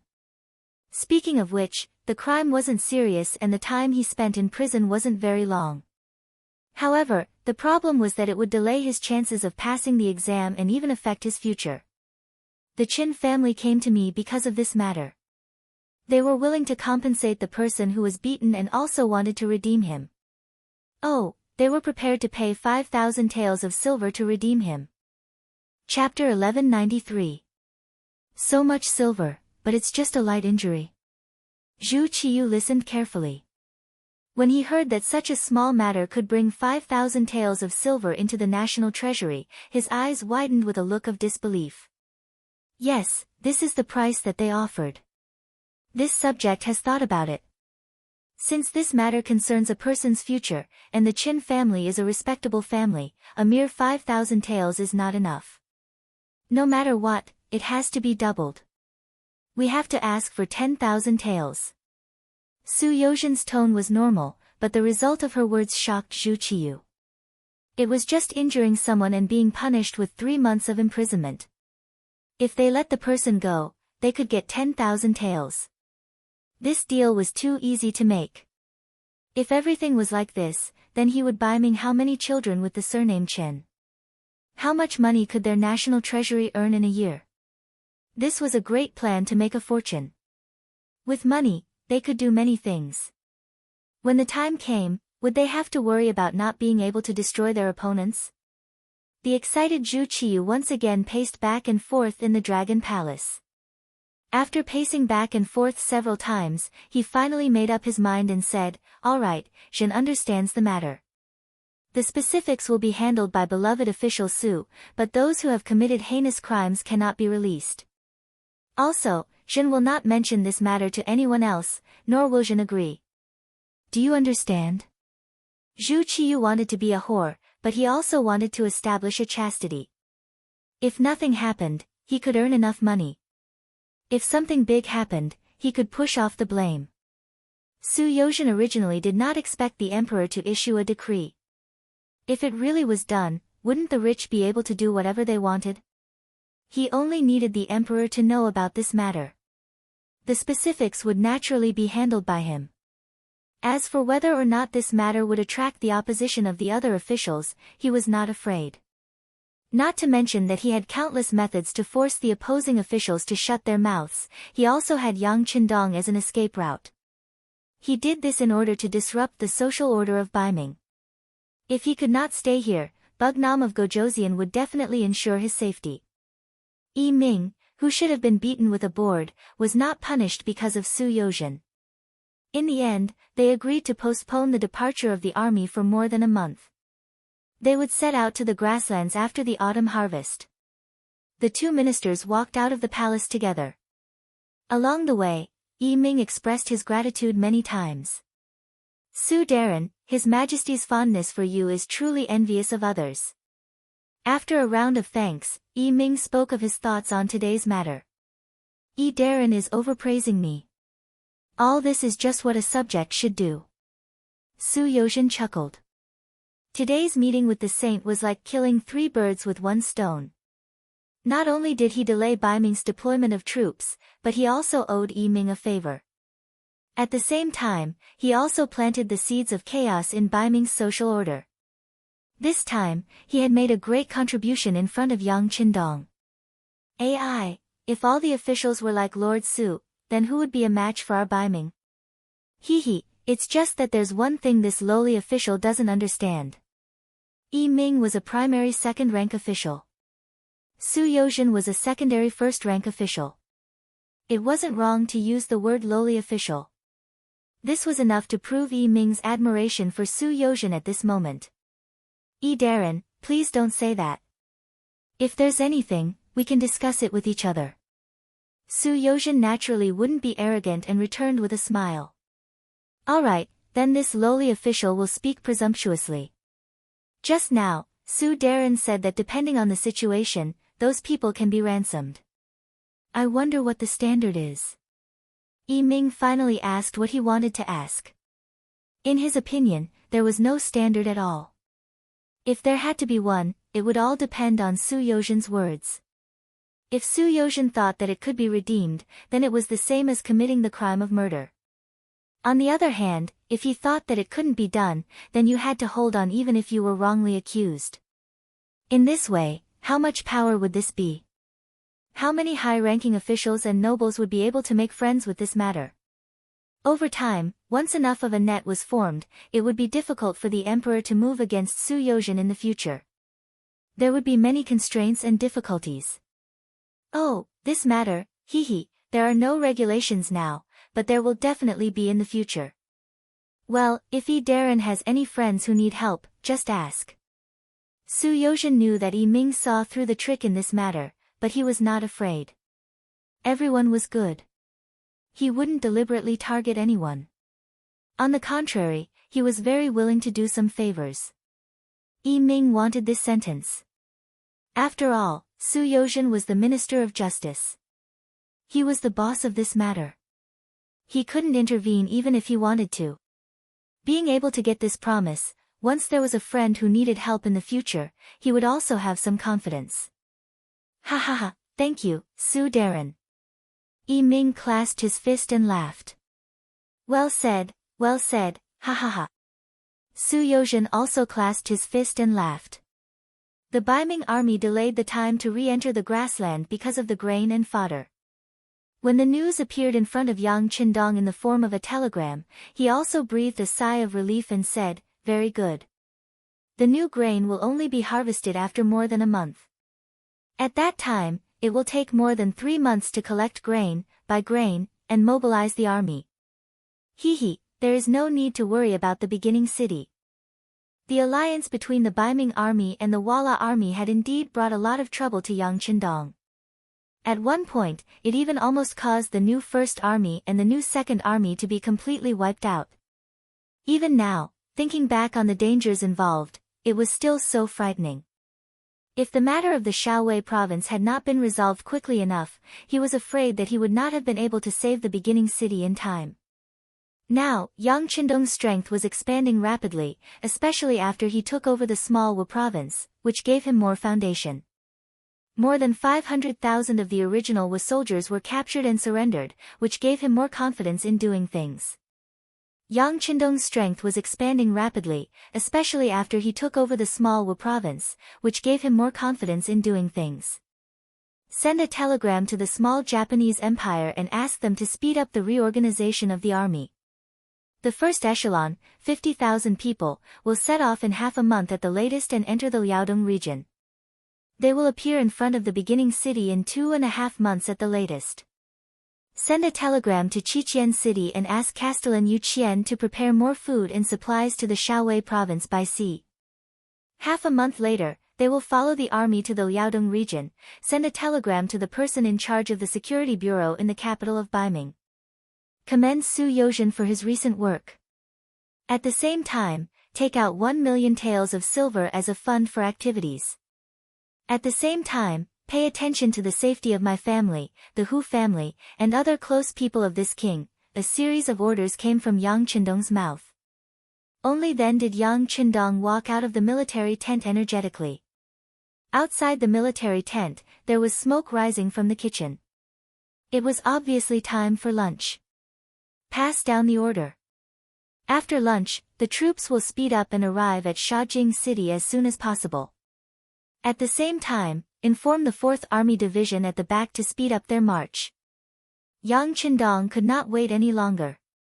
He had to launch a sudden attack while the Walla cavalry's morale was low.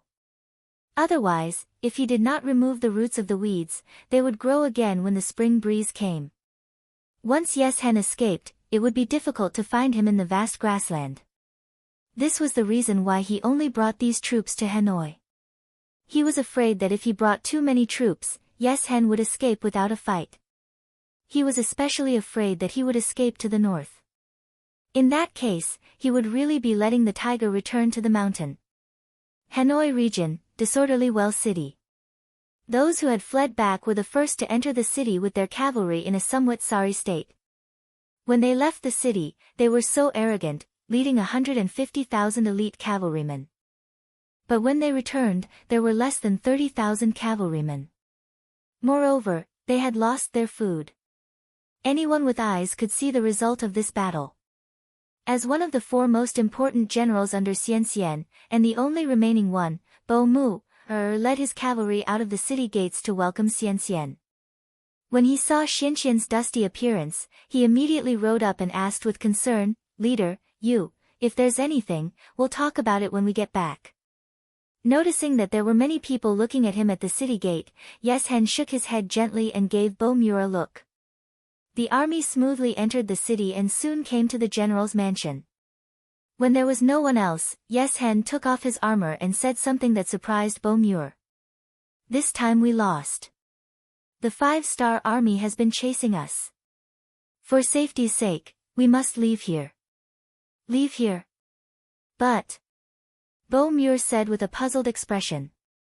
The reason why the Vala tribe was able to maintain their current strength, especially after the appearance of the 5-star army and the destruction of the Tatar's main forces, was because they were able to maintain their strength.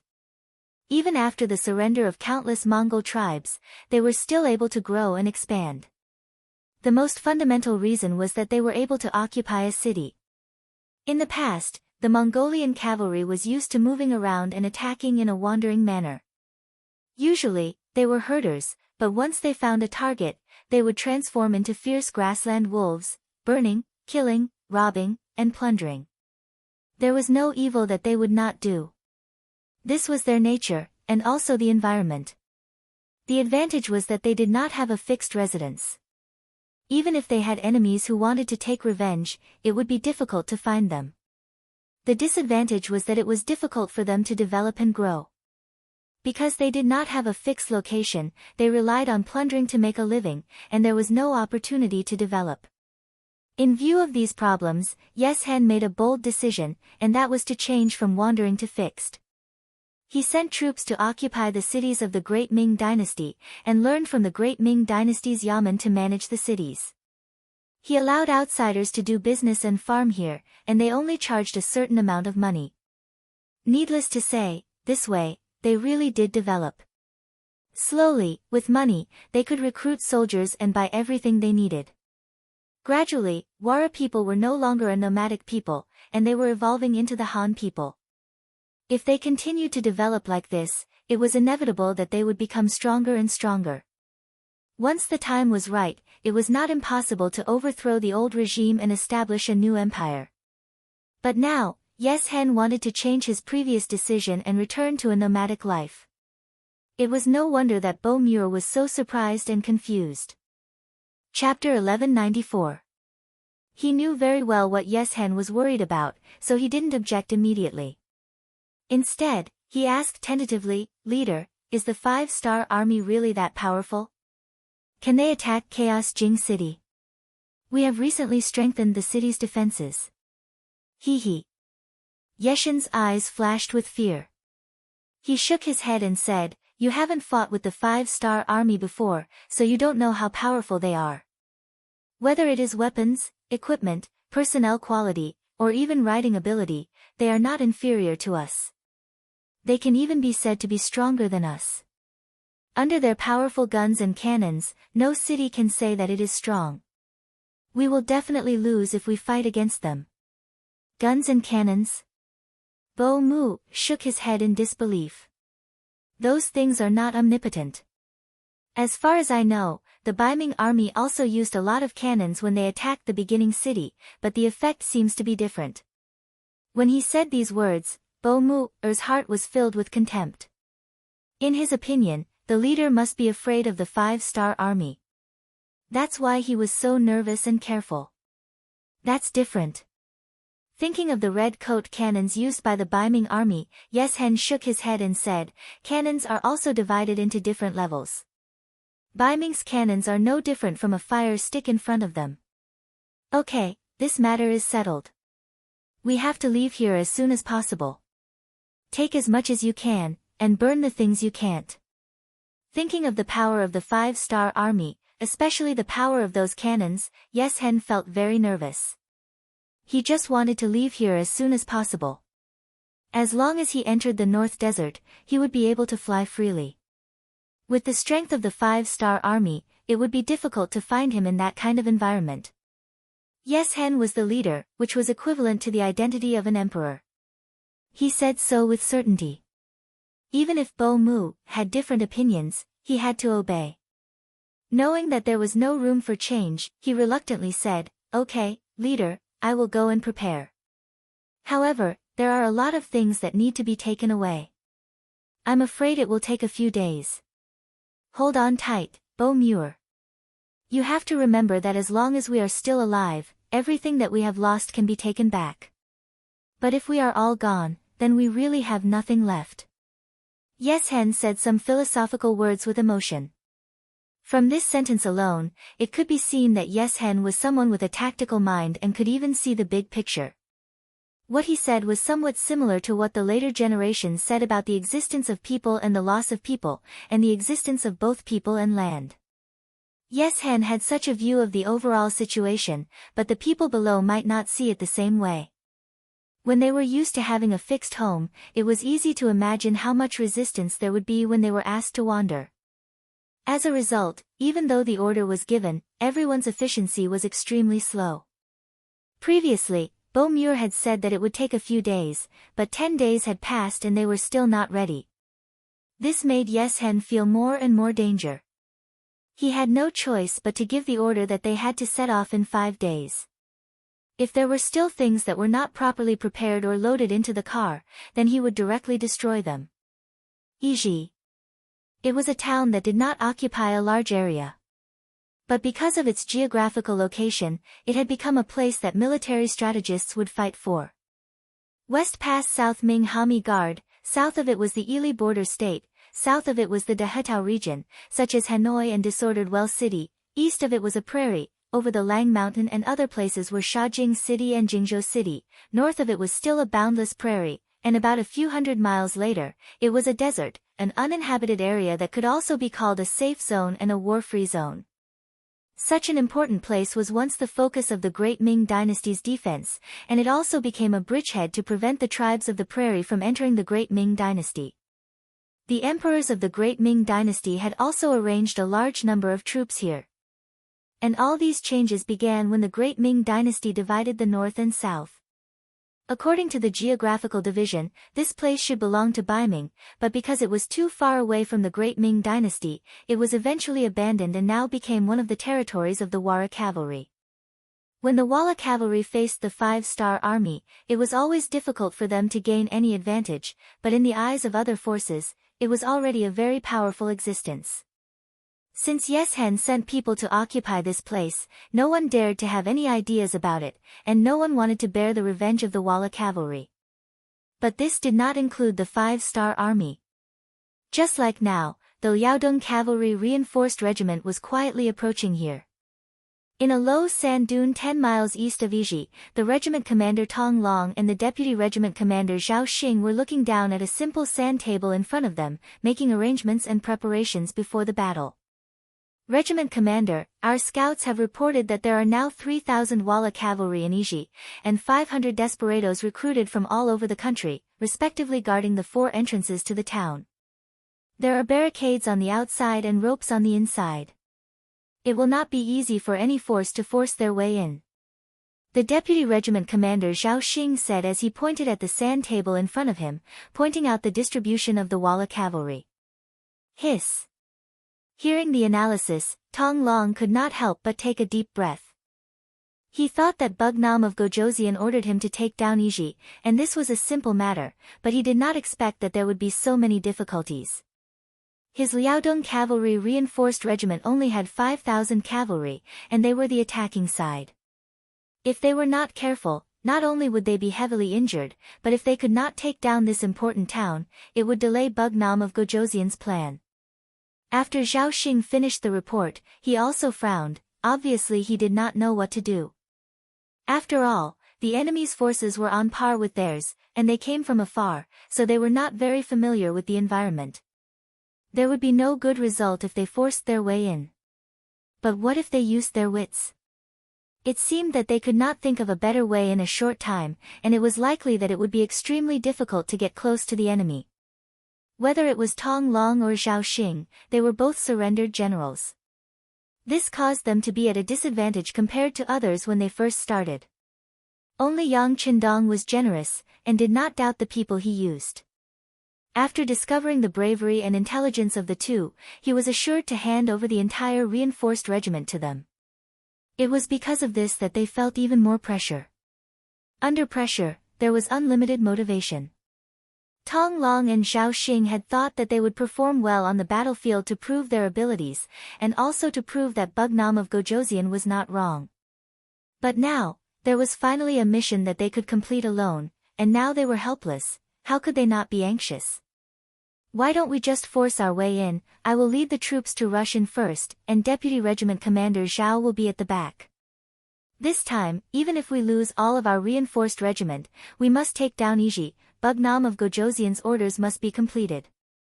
Tong Long, who had run out of ideas, became a little anxious. He simply smashed his fist heavily on the sand table, putting on a desperate stance. You can't, Regiment Commander. Zhao Xing quickly shook his head and said, we are not afraid of death, but if we die without completing the mission, then we will become the sinners of the 5-star army, and our families and friends will be implicated, and we will be looked down upon forever.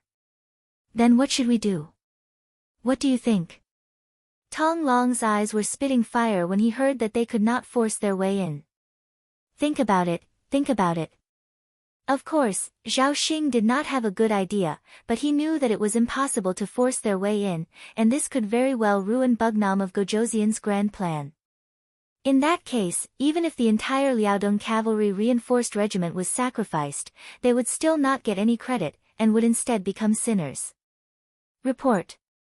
Just as the two regimental commanders were arguing and feeling helpless, a bodyguard jogged over. He first saluted Tong Long and Zhao Xing, then said, there are 2 Han men outside the camp.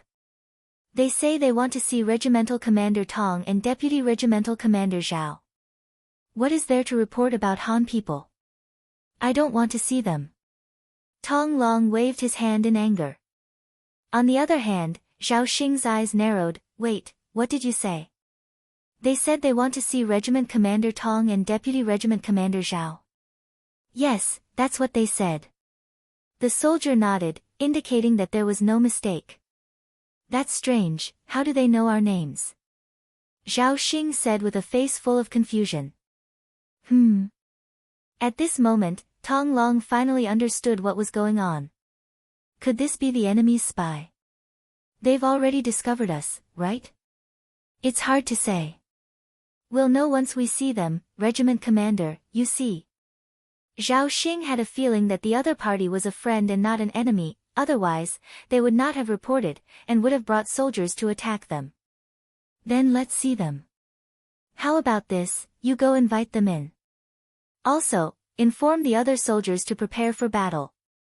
Tong Long nodded. No matter who the other party was, he had to make the necessary preparations. After receiving the regiment commander's order, the soldier turned and left, following which, more than 10 executioners lay in ambush on the left and right sides of the temporary tent, ready to rush out and kill at the slightest sign of trouble. After a while, the soldier brought 2 men dressed in Han Chinese clothing, dressed like Jianghu people, into the temporary tent. From afar, the 2 of them were muscular, giving off the feeling that their bodies were filled with explosive power. Following behind the soldier, the 2 of them looked left and right, as if they were very curious about everything. When they entered the tent, the leader paused for a moment, his face revealing an unfathomable smile. Including the soldier, the 5 of them stood in the temporary tent. Both parties did not speak immediately, instead sizing each other up.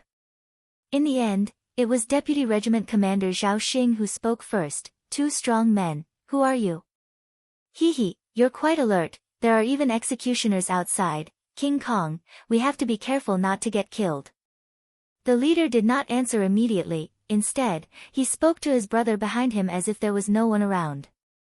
Chapter 1195. Tiger King, they're just trying to scare us, right? I'm a coward, what should we do? The man called King Kong spoke, but he didn't look like he was really afraid. The duo's exchange of questions and answers showed that they did not place Tong Long and Zhao Xing in their eyes at all. This caused the former to become displeased as he suddenly raised his voice and said, "The 2 of you, this is not your home. If you have something to say, just say it. If you continue to cause trouble, I will have no choice but to treat you as enemies and take you down first." Oh, look, you're still anxious. Ha ha ha, King Kong, show us your identity.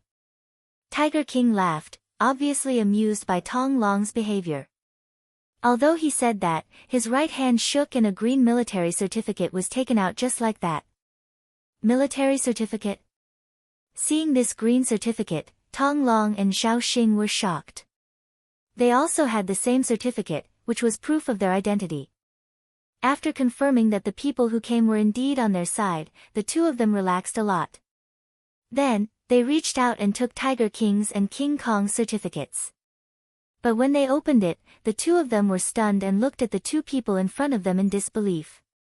Tong Long and Zhao Xing's shocked expressions were not out of Tiger King and King Kong's expectations. Then, Tiger King said, "What? Don't you know how to salute when you see your superior?" Oh. This question woke the 2 of them up from a dream. The 2 of them quickly put their feet together, stood at attention, and said in unison, "Hello, sir." The 2 of them were the captain of the Wolf Fang Special Forces, Tiger King, and the captain of the division, King Kong. The Tiger King, also known as the Iron Tiger, didn't need to be mentioned. Although he didn't have many soldiers with him, only a few hundred, he was experienced and powerful. The missions he completed were also irreplaceable. His military rank had long since been promoted to the rank of senior colonel. Even King Kong, who was the captain of the division, was also a colonel. In comparison, the commander of the newly established Liaodong Cavalry Regiment, Tong Long, was only a lieutenant colonel, and Zhao Xing, the deputy commander, was only a major. When the lieutenant colonel and major saw the colonel and the colonel, of course, they had to salute to show their respect. The 2 men saluted, and Iron Tiger and King Kong returned the salute. Then, the 4 men clasped their hands together. Tong Long said excitedly, "I've long heard from Commander Bai Shuang that there's an extremely mysterious Wolf Fang Special Forces in the 5-star Army. You've completed a mission that even thousands of soldiers and horses would find difficult to complete. It's really admirable. I didn't expect to finally meet you now." "That's right. We've admired you for a long time. I didn't expect to meet you here. It's just that you're here for..." Although Deputy Commander Zhao Xing had some guesses in his heart, he still couldn't be sure before he received a concrete answer. Tai Hu laughed heartily and said, "We are here on the orders of the 6th young master to help you capture Iji. How is it? Do you have any leads?" "Ah. That's great." Hearing that they were here to help him, Tong Long was naturally overjoyed. If he still needed the help of others for a mission, he wouldn't be in a good mood. However, Iji was a place that was easy to defend and hard to attack. It couldn't be better if someone came to help him. Yes, thank you Wolf Fang Special Forces for coming to help. To be honest, the commander and I were still worried about the mission. We really couldn't think of any better ideas. Zhao Xing said excitedly. He seemed to have seen the hope of capturing Iji.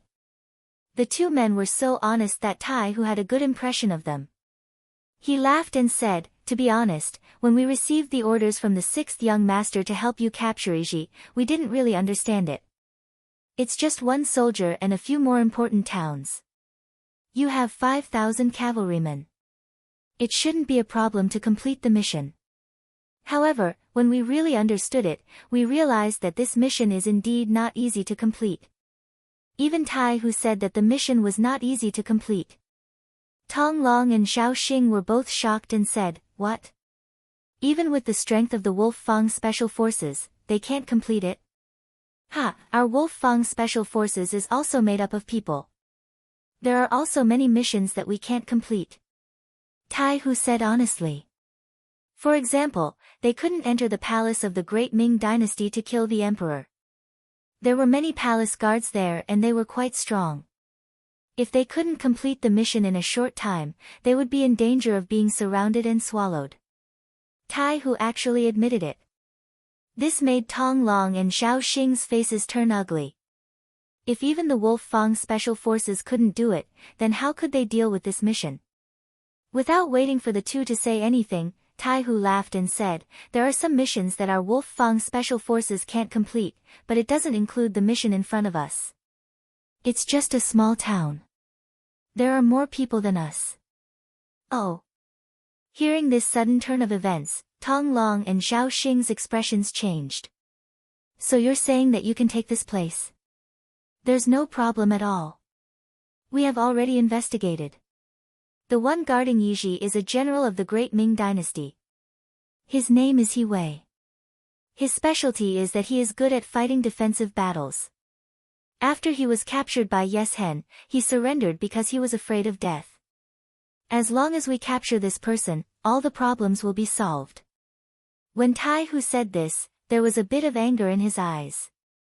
As a general of the Great Ming dynasty, he actually surrendered to another race because he was afraid of death. Such a person, in Yang Qindong's words, was a traitor. And to deal with a traitor, no matter how excessive the method, it was nothing. Therefore, it was fine if this He Wei cooperated. If he didn't cooperate, then he didn't mind letting him suffer a fate worse than death. Both Tong Long and Zhao Xing understood the method that Tai Hu proposed. The two immediately asked, are we going to capture the leader first? It's just that it's a bit difficult to achieve. This is nothing. This is one of the subjects that we often train in. Plus, the other party doesn't know that we are here, so the chance of success is 90%. At this time, King Kong, who hadn't spoken much, spoke, 90%. Then 10% is. When he heard that it wasn't 100% certain, Tong Long asked with concern. According to the sixth young master, there is no mission that can be 100% successful before the mission is carried out. Therefore, we only said 90%, but it's no different from 100%.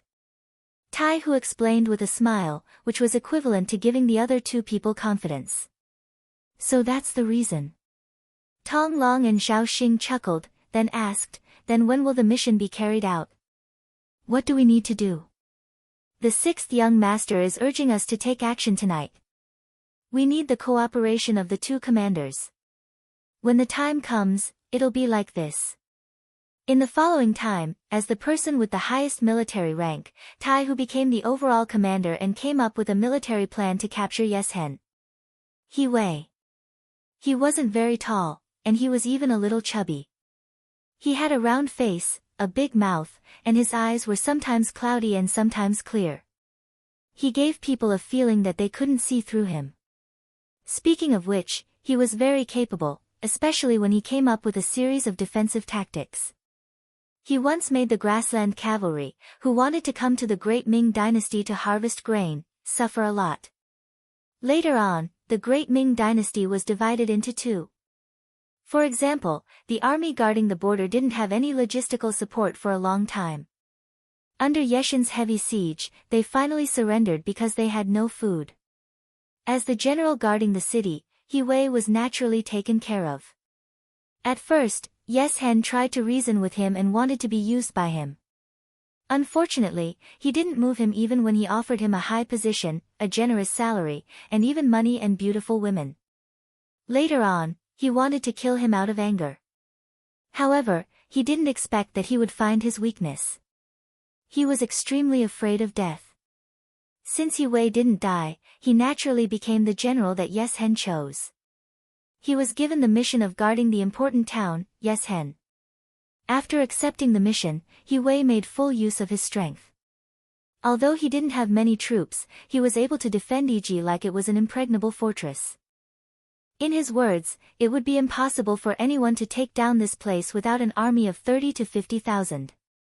If such an army really appeared in the vicinity, he would have received the news long ago.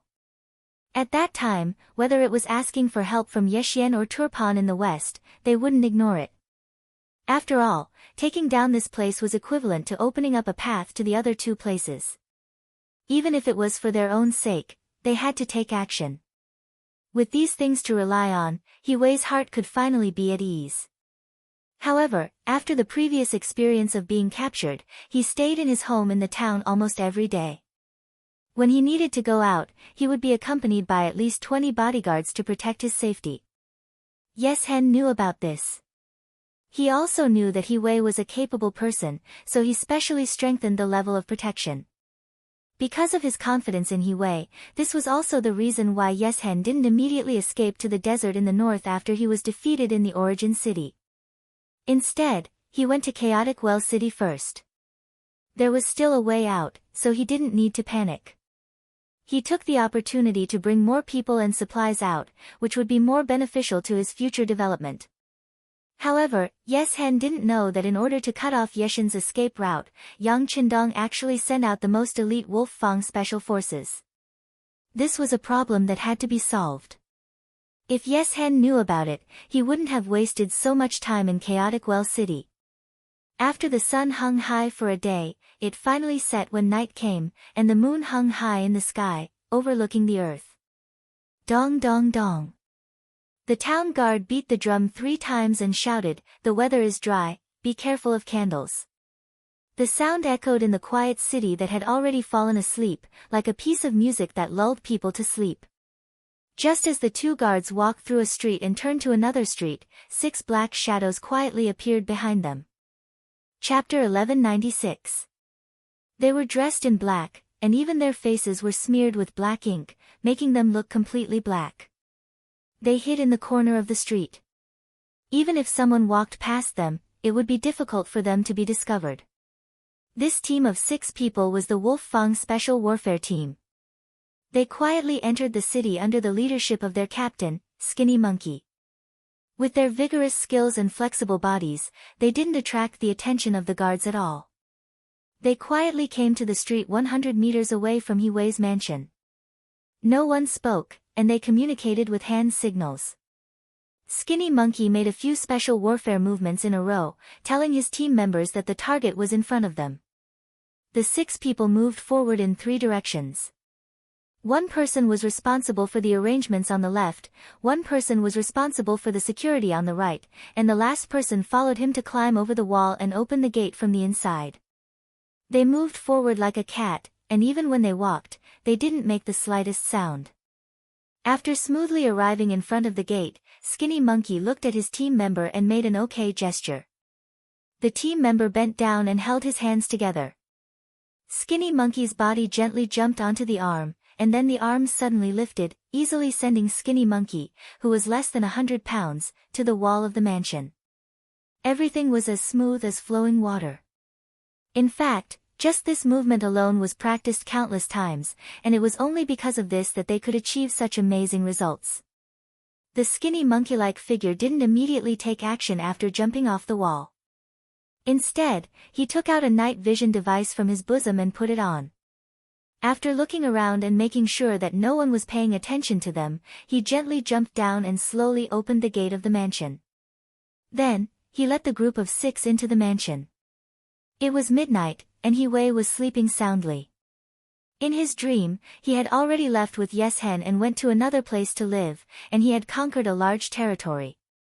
At this time, he was preparing to return to the great Ming dynasty in high spirits and rebuild his glory. Suddenly, he felt an itch in front of his nose, waking him up from his sleep. He Wei narrowed his eyes and looked outside. He casually flipped over when he suddenly stopped, as if he had thought of something. He turned around and opened his eyes to see Skinny Monkey looking at him with a smile on his face. Just now, when He Wei was in a daze, he seemed to have seen a figure beside the bed. He wasn't sure if his eyes were playing tricks on him, so he thought that he was still dreaming. When He Wei turned around again, he was finally sure that everything he saw was real. Right now, there really was someone standing on his bed, staring at him fiercely. You! Out of instinct, He Wei wanted to shout, but as soon as the word, you, left his mouth, he felt a sharp pain in his lower abdomen. He had taken a heavy punch, and his entire body was bent over. Under the unbearable pain, He Wei found it difficult to breathe. Suddenly, a sharp dagger appeared and slashed his left arm. Blood immediately flowed out. He Wei, who had wanted to ease the pain, couldn't help but cry out in pain. You can scream, but after that, your tongue will be gone. I guarantee that you won't be able to make a sound for the rest of your life. Do you believe me? The smiling face got closer and closer, and a voice that made one's heart as cold as ice rang in his ears. He Wei, who was afraid of death, saw that his left arm was still bleeding. How could he not know that the other party was serious? He immediately said softly, No. I won't scream anymore. Hero, please spare my life. Please spare my life. As expected, He Wei was a person who was afraid of death. He was afraid that the information he had was wrong, so he had to waste more time talking. Now that he had found his weakness, the rest of the matter would be much easier to handle. It's easy to avoid suffering. Do as I say. In the quiet night, orders were sent out from the residence, and the entire Iji village started to move. Regardless of whether it was those who were on duty or those who were sleeping in their homes, they all received news from He Wei's personal guards that they were to gather immediately. The general had an order to pass down. Although many people were unhappy, and some were even cursing, they remembered what leader Yes Hen said before he left. If anyone dared to disobey General He Wei's orders, it was equivalent to disrespecting him. That person would be dismembered by 5 horses. Even though everyone was unhappy, they could only suppress their dissatisfaction and head towards the He residence. The candlelight in the He residence's meeting room wasn't very bright. Only He Wei's shadow could be seen clearly. Even the figures of the personal guards beside him couldn't be seen clearly. However, at this moment, no one cared so much. This was because just a moment ago, He Wei revealed a piece of news that they didn't expect. Everyone, in a sand dune 10 miles away from our town, there are 2,000 5-star army cavalrymen hiding there. They are preparing to attack our Iji village tomorrow morning. What? The 5-star army's cavalrymen? Did they really come? That's too fast. They only have 2,000 cavalrymen. They are underestimating us. Let them come. When the time comes, we will show them our power and let them know that our Iji village is a land of death. That's right. Let's go back and prepare. We will definitely teach them a lesson tomorrow. The generals had different opinions, but their meaning was basically the same. They were all preparing their defense and waiting for the 5-star army to come and die. However, this wasn't the result that He Wei wanted to see. Seeing that no one was following his train of thought, he couldn't help but cough lightly and say, What? Everyone is thinking about how to defend. Don't you know that the best defense is offense? Offense? When this word came out from He Wei's mouth, it indeed shocked many people. Everyone looked at him as if they didn't know him. He Wei was a famous defense expert. Why did he suddenly change his mind and want to take the initiative to attack? How could He Wei not know what everyone was thinking when they looked at him? It was true that he didn't want to take the initiative to attack, but he couldn't control the fact that the personal guards beside him were disguised as Skinny Monkey and the others. He didn't forget how those personal guards who were supposed to protect him died tragically in front of him. Slash after slash, more than half of their flesh was cut off, but they were still alive. That feeling scared him so much that he didn't know how many times he peed. He Wei didn't want to end up like those people, so he had to complete the mission given to him by Skinny Monkey and the others. He could only continue, "What? Do you really think that this general doesn't know how to attack? Let me tell you, there wasn't a suitable opportunity before. It's different now. The enemy only has 2,000 cavalrymen and they aren't prepared at all. This is the time for us to launch a sneak attack. If we do it well, those war horses will be ours and the prisoners will become our slaves. No matter how you look at it, it's worth a try." Naturally, if everyone doesn't have such thoughts, then just pretend that I didn't say anything. Tomorrow, we will just fight a defensive battle. At most, we will just watch the 5-star army escape from under our eyes after being defeated. When they heard that taking the initiative to attack would give them so much spoils of war, all the generals' eyes lit up with excitement. Everything was good about following He Wei. In the past, it wasn't like the Baiming army didn't try to attack them. However, they all failed and didn't pay much of a price. However, there was one point. Their spoils of war were too little. It could even be said that there was almost nothing. This was all because they only defended and never took the initiative to attack.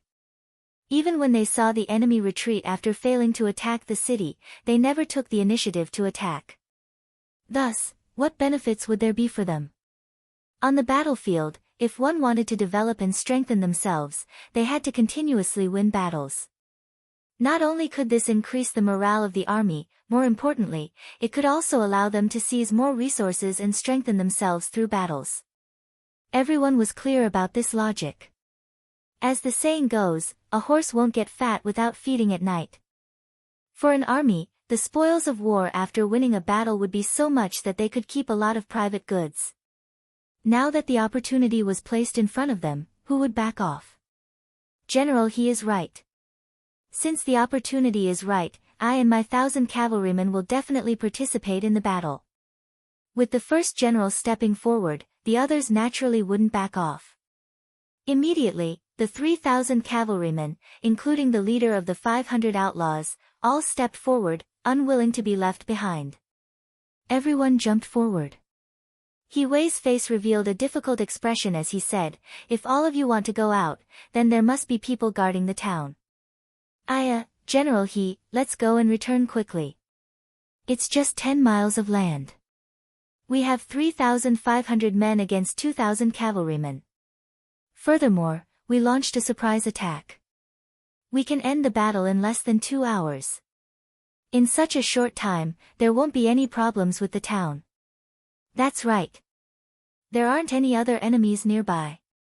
It's just a few hours. That's right. Anyway, whoever wants to stay is fine.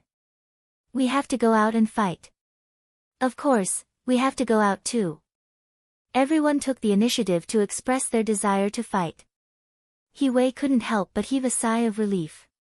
He could finally complete the mission given to him by Shou Ho.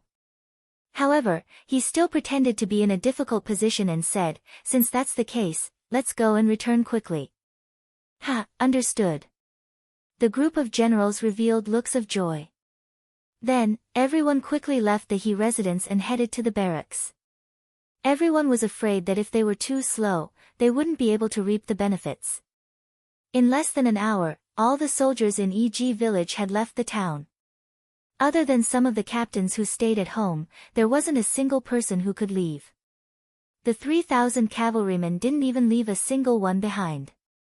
In the He residence, He Wei turned around and looked at Shou Ho, who was dressed like a bodyguard, and said, "Hero, I've done as you said. Can you spare my life?" Don't worry. As I said before, as long as you're obedient, you won't suffer.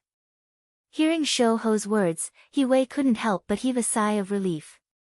However, Shou Ho's next sentence made him so angry that he almost fainted. "We won't let you suffer, but we will definitely take your life." Bugnam of Gojosian said that we can show mercy to anyone, but not to traitors. Chapter 1197. You guys don't keep your word. Hearing that he couldn't avoid death, He Wei mustered up his courage and shouted at Skinny Monkey. "I'm not breaking my promise. I only said that I wouldn't let you suffer. Now that I've killed you, I've fulfilled my promise, right?" "Ha ha ha." Skinny Monkey laughed out loud. Then, a huge scimitar appeared in his hand and he raised it up high. The 3,500 Walla army soldiers who left the city excitedly chased after each other until they reached the sand dunes 10 miles away. However, they didn't see any sign of the 5-star army. Instead, they did find a lot of hoofprints. Some experienced soldiers concluded that there was a cavalry unit that stopped here for quite some time. However, they didn't know if it was the 5-star army. "Sigh, we're still too late. Let's go back." Seeing their prey escape, although they were unhappy, at least the news was correct. They just didn't know why the enemy left so quickly.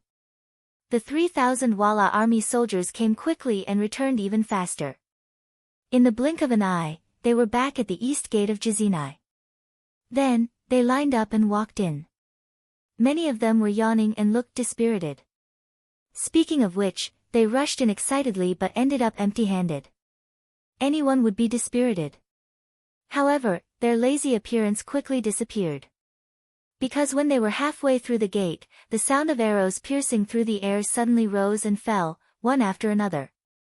Some of the unprepared Walla cavalry were killed on the spot, and some because they dodged quickly enough, they were only injured by the arrows. For a moment, the sound of cursing could be heard incessantly. He Wei's original plan to deal with the enemy was now used on the Walla cavalry. When countless arrows and ropes suddenly appeared, the Walla cavalry perfectly explained the proverb, spinning a cocoon around their own feet.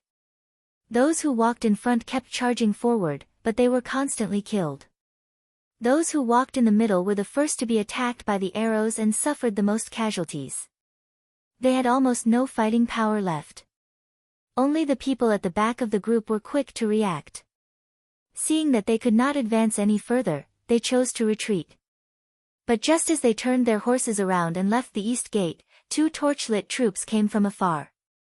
One was commanded by Tong Long, the commander of the Liaodong Cavalry Regiment, and the other was commanded by Zhao Xing, the deputy commander. They covered each other from the left and right as they charged forward. "There's an ambush outside too. Run!" The remaining Walla cavalry did not know how many enemies there were. They only knew that if they did not run now, they would not be able to escape later. Once again, there was no suspense in the chase. When dawn arrived, the results of the battle were tabulated. In this battle, more than 800 Walla cavalry were killed and more than 2,000 were captured. Only about 100 escaped. 500 desperados, those fugitives who had committed crimes in various places and fled here, were all killed. In the words of Bugnam of Gojosian, there was no need for people who had committed crimes and escaped to survive and waste food. When a person was used to reaping without sowing, it would be difficult for 1 in 10 people to calm down and do things properly.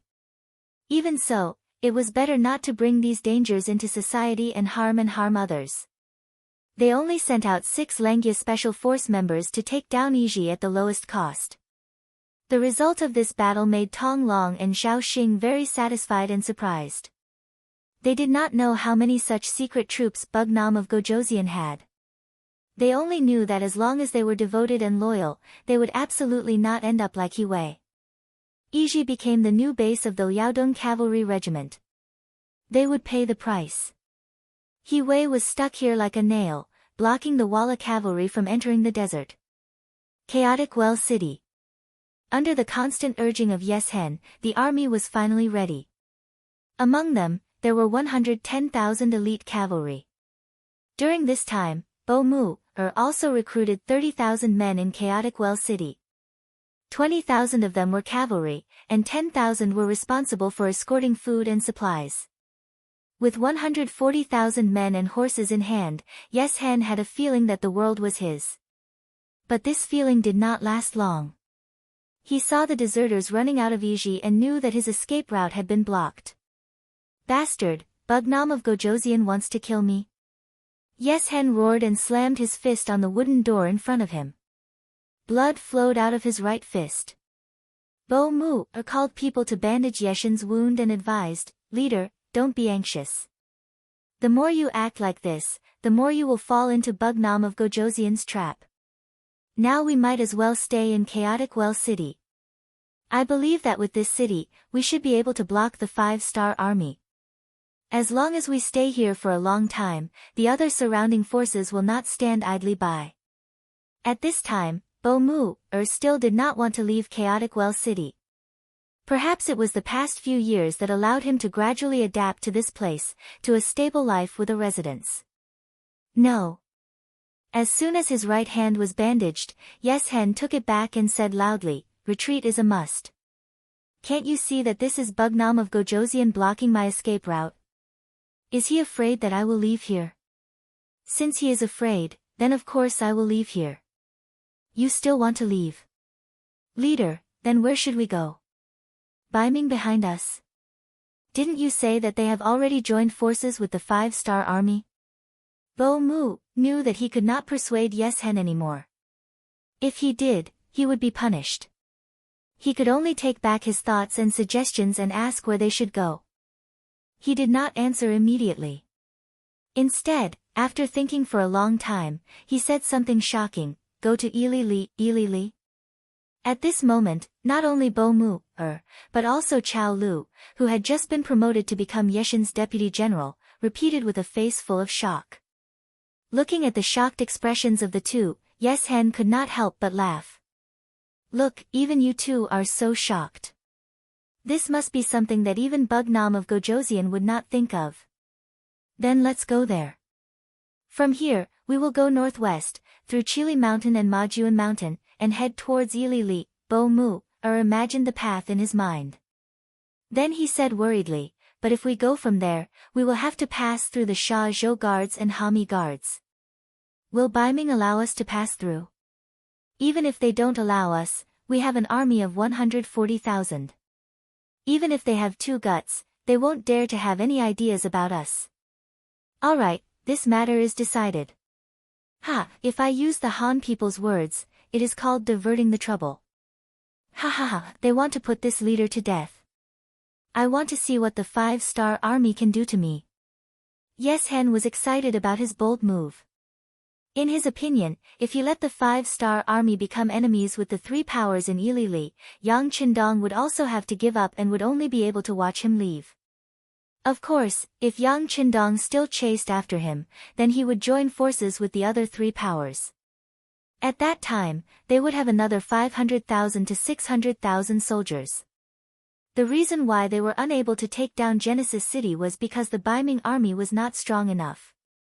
This time, with a new ally, he was full of confidence. After making the decision, early the next morning, Yes Hen brought his 140,000 soldiers and the treasures that he had plundered over the years and left Chaotic Well City. This news was also discovered by the scouts of the 1st Division that night. The news was sent to Yang Qindong, who had just arrived at the foot of Shajing City through a telegram. In front of him was Shajing City. He could already see Shibi bringing Kong Ji and the others out to welcome him. Yang Qindong returned the telegram to Beta Persei and sneered, "This Yes Hen is a character. His reaction is quick. Since this is the case, then I will destroy Ilili as well. This piece of land should have been included in the territory of the Han people. In this case, inform Su Dei secretly that his chance to perform a meritorious deed has come. Inform the new army to go directly to Ilili and let the army be on standby there. Inform the 1st Cavalry Division to also go to Ilili." After issuing several orders in succession, Yang Qindong rode the White Dragon and headed towards the White Dragon. Right in front of him, Shibi and the other officers of the new 2nd Army all knelt on the ground to welcome the arrival of Yang Qindong. Yang Qindong had long said that soldiers only needed to salute when they met. But this time, the new Second Army had rebelled and returned. Although Yang Qindong was clear about the matter from the beginning to the end and he did not object, they had still done something wrong. Now, they were kneeling to express an attitude of asking for forgiveness. Yang Qindong rode the white dragon and did not let them get up as soon as they met. Instead, he let them kneel on the ground. Speaking of the new Second Army, although there was a general trend, it was also a fact that Shibi had mistakenly used Su Yuan. If not, the new Second Army would not have been in chaos before attacking, giving the Baiming army a chance, and Baiming would not have been able to attack the beginning city without any worries. Along the way, Yang Qindong rode very slowly. After about 15 minutes, he deliberately slowed down and arrived in front of Shibi and the others.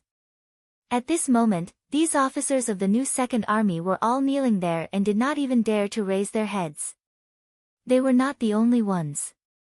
Even Vice Division Commander Na Risong and Division Commander Dai Qua, who had marched with Yang Qindong, did not dare to say anything. They were all frightened by the scene in front of them. When Na Risong first met Yang Qindong, the beginning city was not even there. At that time, although Yang Qindong was somewhat heroic and had killed many people, he could only be considered a small vassal. Although his growth was too fast, Na Risong did not have an intuitive feeling because he was content with staying in a corner. Now that he saw the officers wearing the Major General's uniform and a group of senior colonels kneeling on the ground, the shock he felt was quite strong. It also made him understand that Yang Qindong was no longer the amiable young man he had met back then. If he was angry, he could kill people at any time. Chapter 1198. There was no need to mention Dai Qua. To be chosen by Qin Bo and become the commander of the 1st Cavalry Division of the Far Eastern Army, his character was naturally extremely proud. Because of Commander Qin Bo's trust in him, he had heard of the 6th young master's name many times. However, seeing was believing. He did not expect Bugnam of Gojoseon to be so young. Since he was left behind by Qin Bo and came to Yang Qindong's camp, he could often talk to Yang Qindong. Over time, the mysterious feeling disappeared. On the contrary, in his heart, this Bugnam of Gojoseon was as gentle and humble as the man next door. This was really different from what he had imagined. He had heard that the commander often fought in all directions, and when he was angry, he would command the army and blood would flow like a river. But until today, he saw the other side of Yang Qindong. Seeing so many officers kneeling on the ground without even daring to breathe, he finally knew what was called authority. It was really a kind of thing that could only be understood and not explained. After an unknown period of time, a sigh finally came out. Okay, get up. Let's talk in the city. With such a simple sentence, the momentum that seemed like a storm just now disappeared in an instant. Many people could not help but breathe a sigh of relief. The people kneeling on the ground were even able to breathe heavily after this sentence. Yes. Shibi was covered in cold sweat. When he felt that the pressure was gone, he quickly responded and was the first to get up. However, he still did not dare to raise his head. He did not even ride a horse and walked in front to lead the way. In the military headquarters of the new Second Army in Shajing City, Yang Qindong sat on the high seat. Shibi and the other officers of the new Second Army stood on both sides. This time, no one knelt down. It was because Yang Qindong said that kneeling just now was for the people inside and outside the city to see. If they did something wrong, they would be punished. As for now, they had already closed the door, so they were a family. There was no need for such superficial things. Shirbei, what's the situation with the new Second Army? After everyone greeted each other, Yang Qindong's gaze fell on the first seat, which was also the only one wearing a general's uniform. 6th young master, the morale of the new Second Army is still good. Everyone is very happy and excited after knowing that they can return to the 5-star army, Shepard reported carefully. This is enough to prove that both the soldiers and the civilians have a scale in their hearts. Whoever treats them well, they will treat them better. Yang Qindong nodded in satisfaction. This is also a good leadership from you as the commander of the army. I wouldn't dare. Sixth young master, your subordinate is guilty.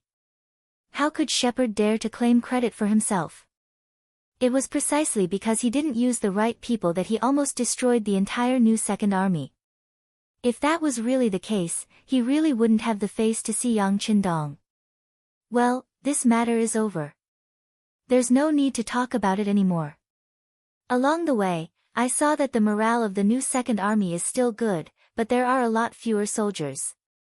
I know your organization after the turmoil and the war. How about this, you don't have to help us this time in the War of Wara. It's better to restore the organization and the original fighting force first. As for how many soldiers you need, you can choose some from the existing prisoners. If it's not enough, you can send someone to the beginning city to find Division Commander Yang Si. He has more than 100,000 prisoners. It's enough. Thank you, Bugnam of Gojoseon. The officers in the hall were very happy when they heard that they could immediately restore the organization. Because in the eyes of the general, only when he had enough soldiers at his disposal would he have enough confidence to guarantee that he would dare to fight no matter what kind of enemy he faced. Well, if there's nothing else, you can leave first. Commander Shepherd, stay. Yang Qindong's time was precious and he couldn't stay any longer. After hearing this, the officers saluted one by one and left one after another. Shepherd stayed behind.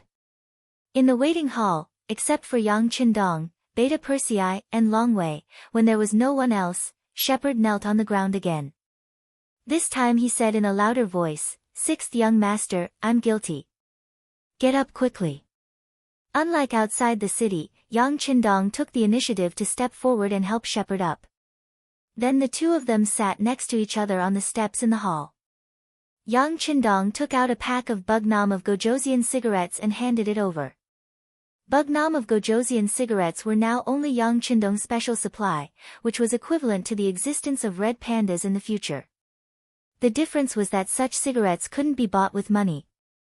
Usually, he would only be able to smoke them when he rewarded others. Shepherd originally didn't smoke, but since Su Yuan's rebellion, he stayed in the mansion all day and gradually developed the habit of smoking. When he saw Yang Qindong handing him a cigarette, he quickly took it with both hands and said, "Thank you, sixth young master." Well, there are no outsiders here, so there's no need to be so polite. Sigh, speaking of what happened before, you've been wronged. Hearing the grievance, Shepherd's eyes were full of tears. He was not afraid of death, but he was afraid that others would misunderstand him. Tears flowed out of his eyes as he choked and said, "Sixth young master, I'm not wronged. As long as you believe in me, I have full motivation. Well, you can rest assured about this. I believe in you from the beginning to the end. Otherwise, do you think Shaojing City is really impregnable? Do you think you can still live until now? You've been secretly assassinated by the wolf Fang I sent." Yang Qindong laughed. He wasn't boasting. Although Shepherd stayed in the military headquarters of the new Second Army every day, the defense level here was very ordinary. As long as he gave an order, Taihu would naturally help him to complete it. In fact, it was not that no one had made such a suggestion at the beginning, but it was rejected by him. Thank you. Thank you, sixth young master, for your trust. Shepherd naturally knew that this was the truth. He knew even more clearly that with his little strength, once he was targeted by the Wolf Fang special forces, he would not be able to escape. Trust is trust. Just like when you pretended to surrender to Baiming, you also believed that Ben Wang would believe you, so you dared to do such a thing, right? Hee hee. Yang Qindong patted Shepherd's shoulder and said with a smile.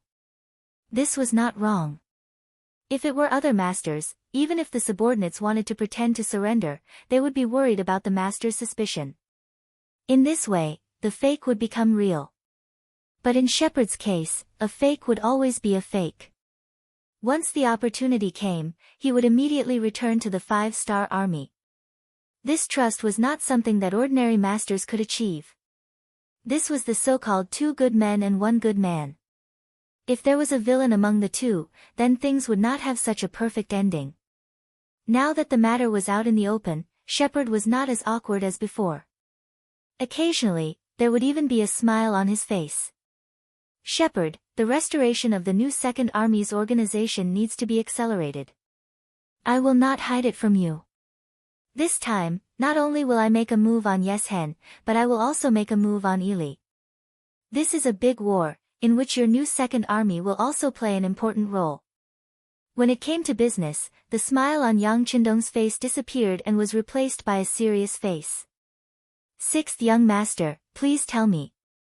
Very good. Next, I will arrange 4 things for you. First, the new Second Army needs to be busy restoring its organization and restoring its combat power. Second, guard the 2 cities of Shaojing and Jingzhou well. These 2 cities will become an important supply line for our logistics and provisions. There must not be any big problems. Third, repair the road. Build a road from Shaojing City to Ili so that it will be convenient for transportation. If something happens, we can quickly reinforce it. Fourth, if necessary, Ben Wang may mobilize the new Second Army to the west to help. At that time, I hope that the army you send will have enough combat power. Can you do it? Yang Qindong said this in a serious tone. This time, the opponent might be as many as 500,000 or 600,000, and there were many elites. In order to prevent unexpected things from happening, he needed to have enough fresh troops. The new Second Army was undoubtedly the closest and most likely to come in handy. This was also one of the important reasons why Yang Qindong wanted to see Shepherd and talk to him in detail. No problem. I promise to complete the task. Shepherd suddenly stood up and saluted. Okay, I believe you. If you need money, provisions, or soldiers, you can apply to First City. They will do it. But I still have to say the same thing. I need you to quickly stand up again. Ben Wang needs the new Second Army. Yang Qindong also stood up and threw the cigarette but in his hand on the ground, and said with a solemn and serious face. The telegram was sent through the radio to the team that served Su Dei, and the news was quickly reported to General Su. Today, Su Dei, after the incident in First City, had become the confidant of Qin Guang's deputy commander. For this matter, Qin Guang deliberately found Commander Sun Hong and forced Su Dei to be his disciple. Unfortunately, Qin Guang also offended Admiral Wuqinghao Shi Heng and Liaodong Iron Cavalry General Fang Dingshan because of the incident in First City. In order to shirk the responsibility, the 2 of them had to follow Qin Guang's instructions and put the blame on Shi Wanshan and Rong Shao. Now that the emperor wasn't going to pursue the matter, the 2 of them naturally couldn't admit to this grievance. After they pressured Sun Hong's troops, Qin Guang, who was originally guarding Datong, was assigned to the Hetao region. Compared to Datong, this place was much poorer. More importantly, it was not far away from Datong's headquarters, Chaojing City. With the enemy by his side, Qin Guang sometimes could not even sleep well. He was afraid that the other side would attack him. If that was the case, how could he be their opponent? As Qin Guang's most valued confidant, Su Dei became an important minister. He usually trained the soldiers and was ready to fight with the Walla cavalry at any time. When the team sent the telegram, Su Dei was training the soldiers in the barracks. It could be said that he was very hard-working, because in his view, these soldiers were not trained for the Baiming imperial court, but for Bugnam of Gojoseon. Eating Baiming's salary and food, training the 5-star army, the feeling of satisfaction could not be described with words. Chapter 1199. In the big tent, Su Dei dismissed his subordinates and looked at the team member who was also a soldier. His eyes were filled with anticipation. What's wrong? Did Bugnam of Gojoseon receive news? Is the 5-star army going to attack Chaos Well City? General, I don't know what to say, please take a look at the telegram. The team member had already read the telegram. Because of this, he didn't know how to describe it. He didn't even understand why Chaos Well City was given to Baiming. Was it just to let the general make a new contribution? Looking at the team member's puzzled face, Su Dei took the telegram and his whole body shook. Obviously, he didn't expect Bugnam of Gojoseon to give him another city in order to consolidate his position. Moreover, it was the headquarters of the Wara. That's great. Su Dei smashed his fist into the air. After about 10 breaths, he seemed to have figured everything out and said with a chuckle. The team member who delivered the telegram couldn't understand. General, why are you so happy to give Baiming a city? It was no wonder that the team member asked this question. Obviously, he had some doubts about Su Dei's performance. In his opinion, shouldn't the general be on the side of the 5-star army? But it didn't seem to be the case now. What do you know? Su Dei smiled.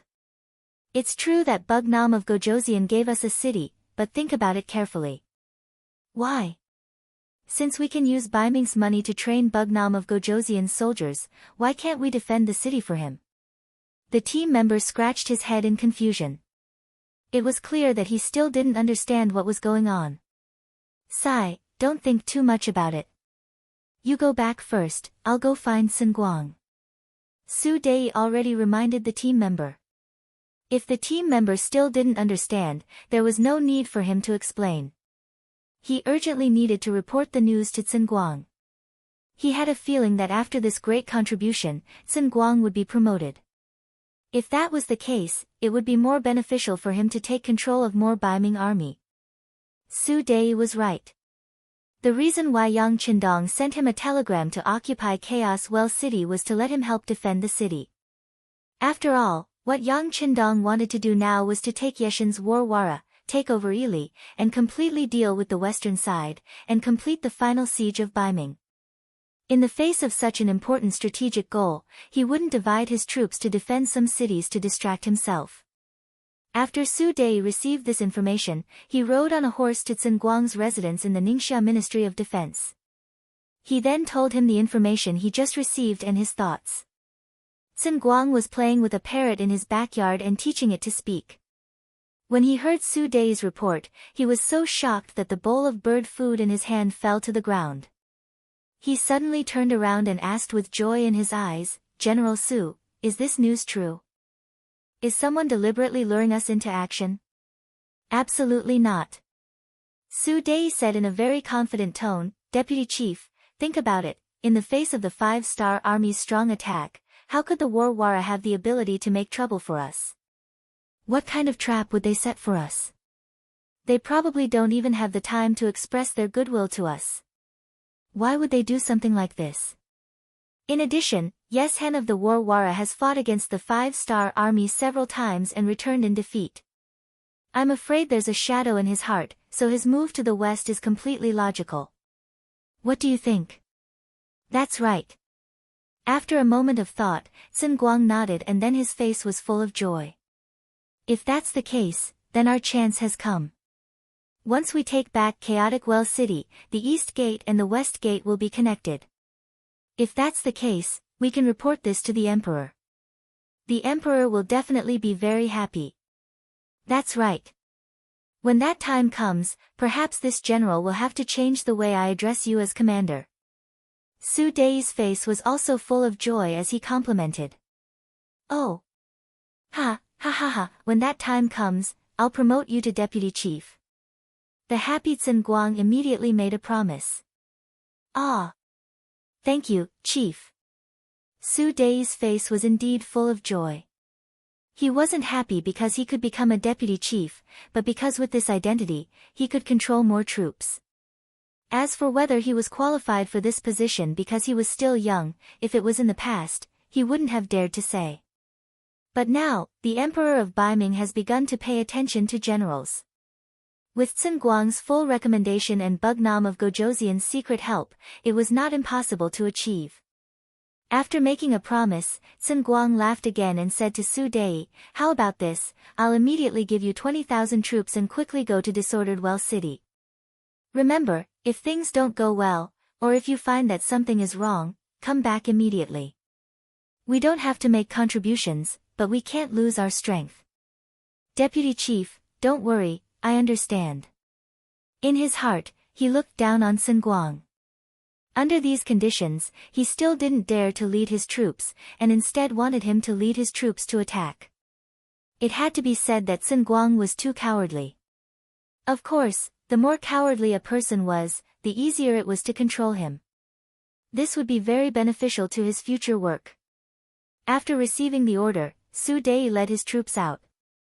5 days later, the news came back that disordered Well City had been successfully taken over.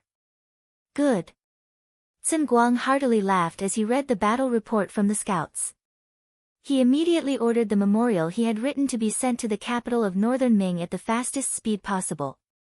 At the same time, he had also prepared enough banknotes for his trusted aides to go to the capital. This time, he wanted to use this opportunity to become a commander, a true great general who commanded an army. On the same day, Yes Hen, who was leading his army across the mountains, also received the same news. The Baiming army had seized the opportunity to take over disordered Well City. This Baiming doesn't have the ability to fight, but they're quite fast at seizing territory. After hearing the news, Yeshen's face was filled with anger. It was clear that he was very angry at the other party's actions. Previously, they had been allies, but now, they had become enemies. No one would feel good about this. Seeing that Yeshen's mood wasn't too good, Deputy Chief Chao Lu walked up and said, "Chief, let's put the matter of Baiming aside for now. Since we have already walked out of disordered Well City, even if Baiming doesn't take it, the 5-star army will send troops to take it. Comparatively speaking, it's more advantageous for us to have the Baiming army occupy it. At least one day, it will be easier for us to take it back." "That's right, General Chao Lu is right. Chief, we must always look forward. The scouts at the front have sent news that Baiming's Hami guards and Sha Zhou guards are still biding their time. It seems like they are really afraid of us as we expected." General Bo Muir also walked up and reported the current situation. We have an army of 140,000, and they only have a few thousand. It would be strange if they dared to move. Do they really think they are the 5-star army? Yes Hen said angrily. Only the 5-star army, even if they only had a few hundred people, would dare to move against you. It had to be said that this kind of courage was very rare. At the mention of the 5-star army, Shibi asked with some lingering fear, "Where is the 5-star army now?" Reporting to Chief, the scouts have reported that they are currently gathering. It seems like they are waiting for something. Bo Muir reported the news he had just received. Waiting, they must be waiting for Bug Nam of Gojoseon to personally come. I just don't know if they have the courage to come this time. If they do, then they won't be able to return. That's right, the messengers we sent out should be arriving soon, right? Whether or not we can stand firm this time is inseparable from their support. Shibi suddenly thought of something and asked Bo Muir. Originally, there were 2 armed forces from Yerkiang and Turpan, but Yes Hen didn't have any contact with them before. If they rashly went to look for them, they might end up being rejected. It was completely different in Yerkiang. After all, they had fought side by side before, and there was some friendship between them. Counting the days, it should be here. Bo Muir reported. The truth was as he said. The messenger had already arrived at the capital of Yerkiang, and was warmly received by Prime Minister Ali Pu.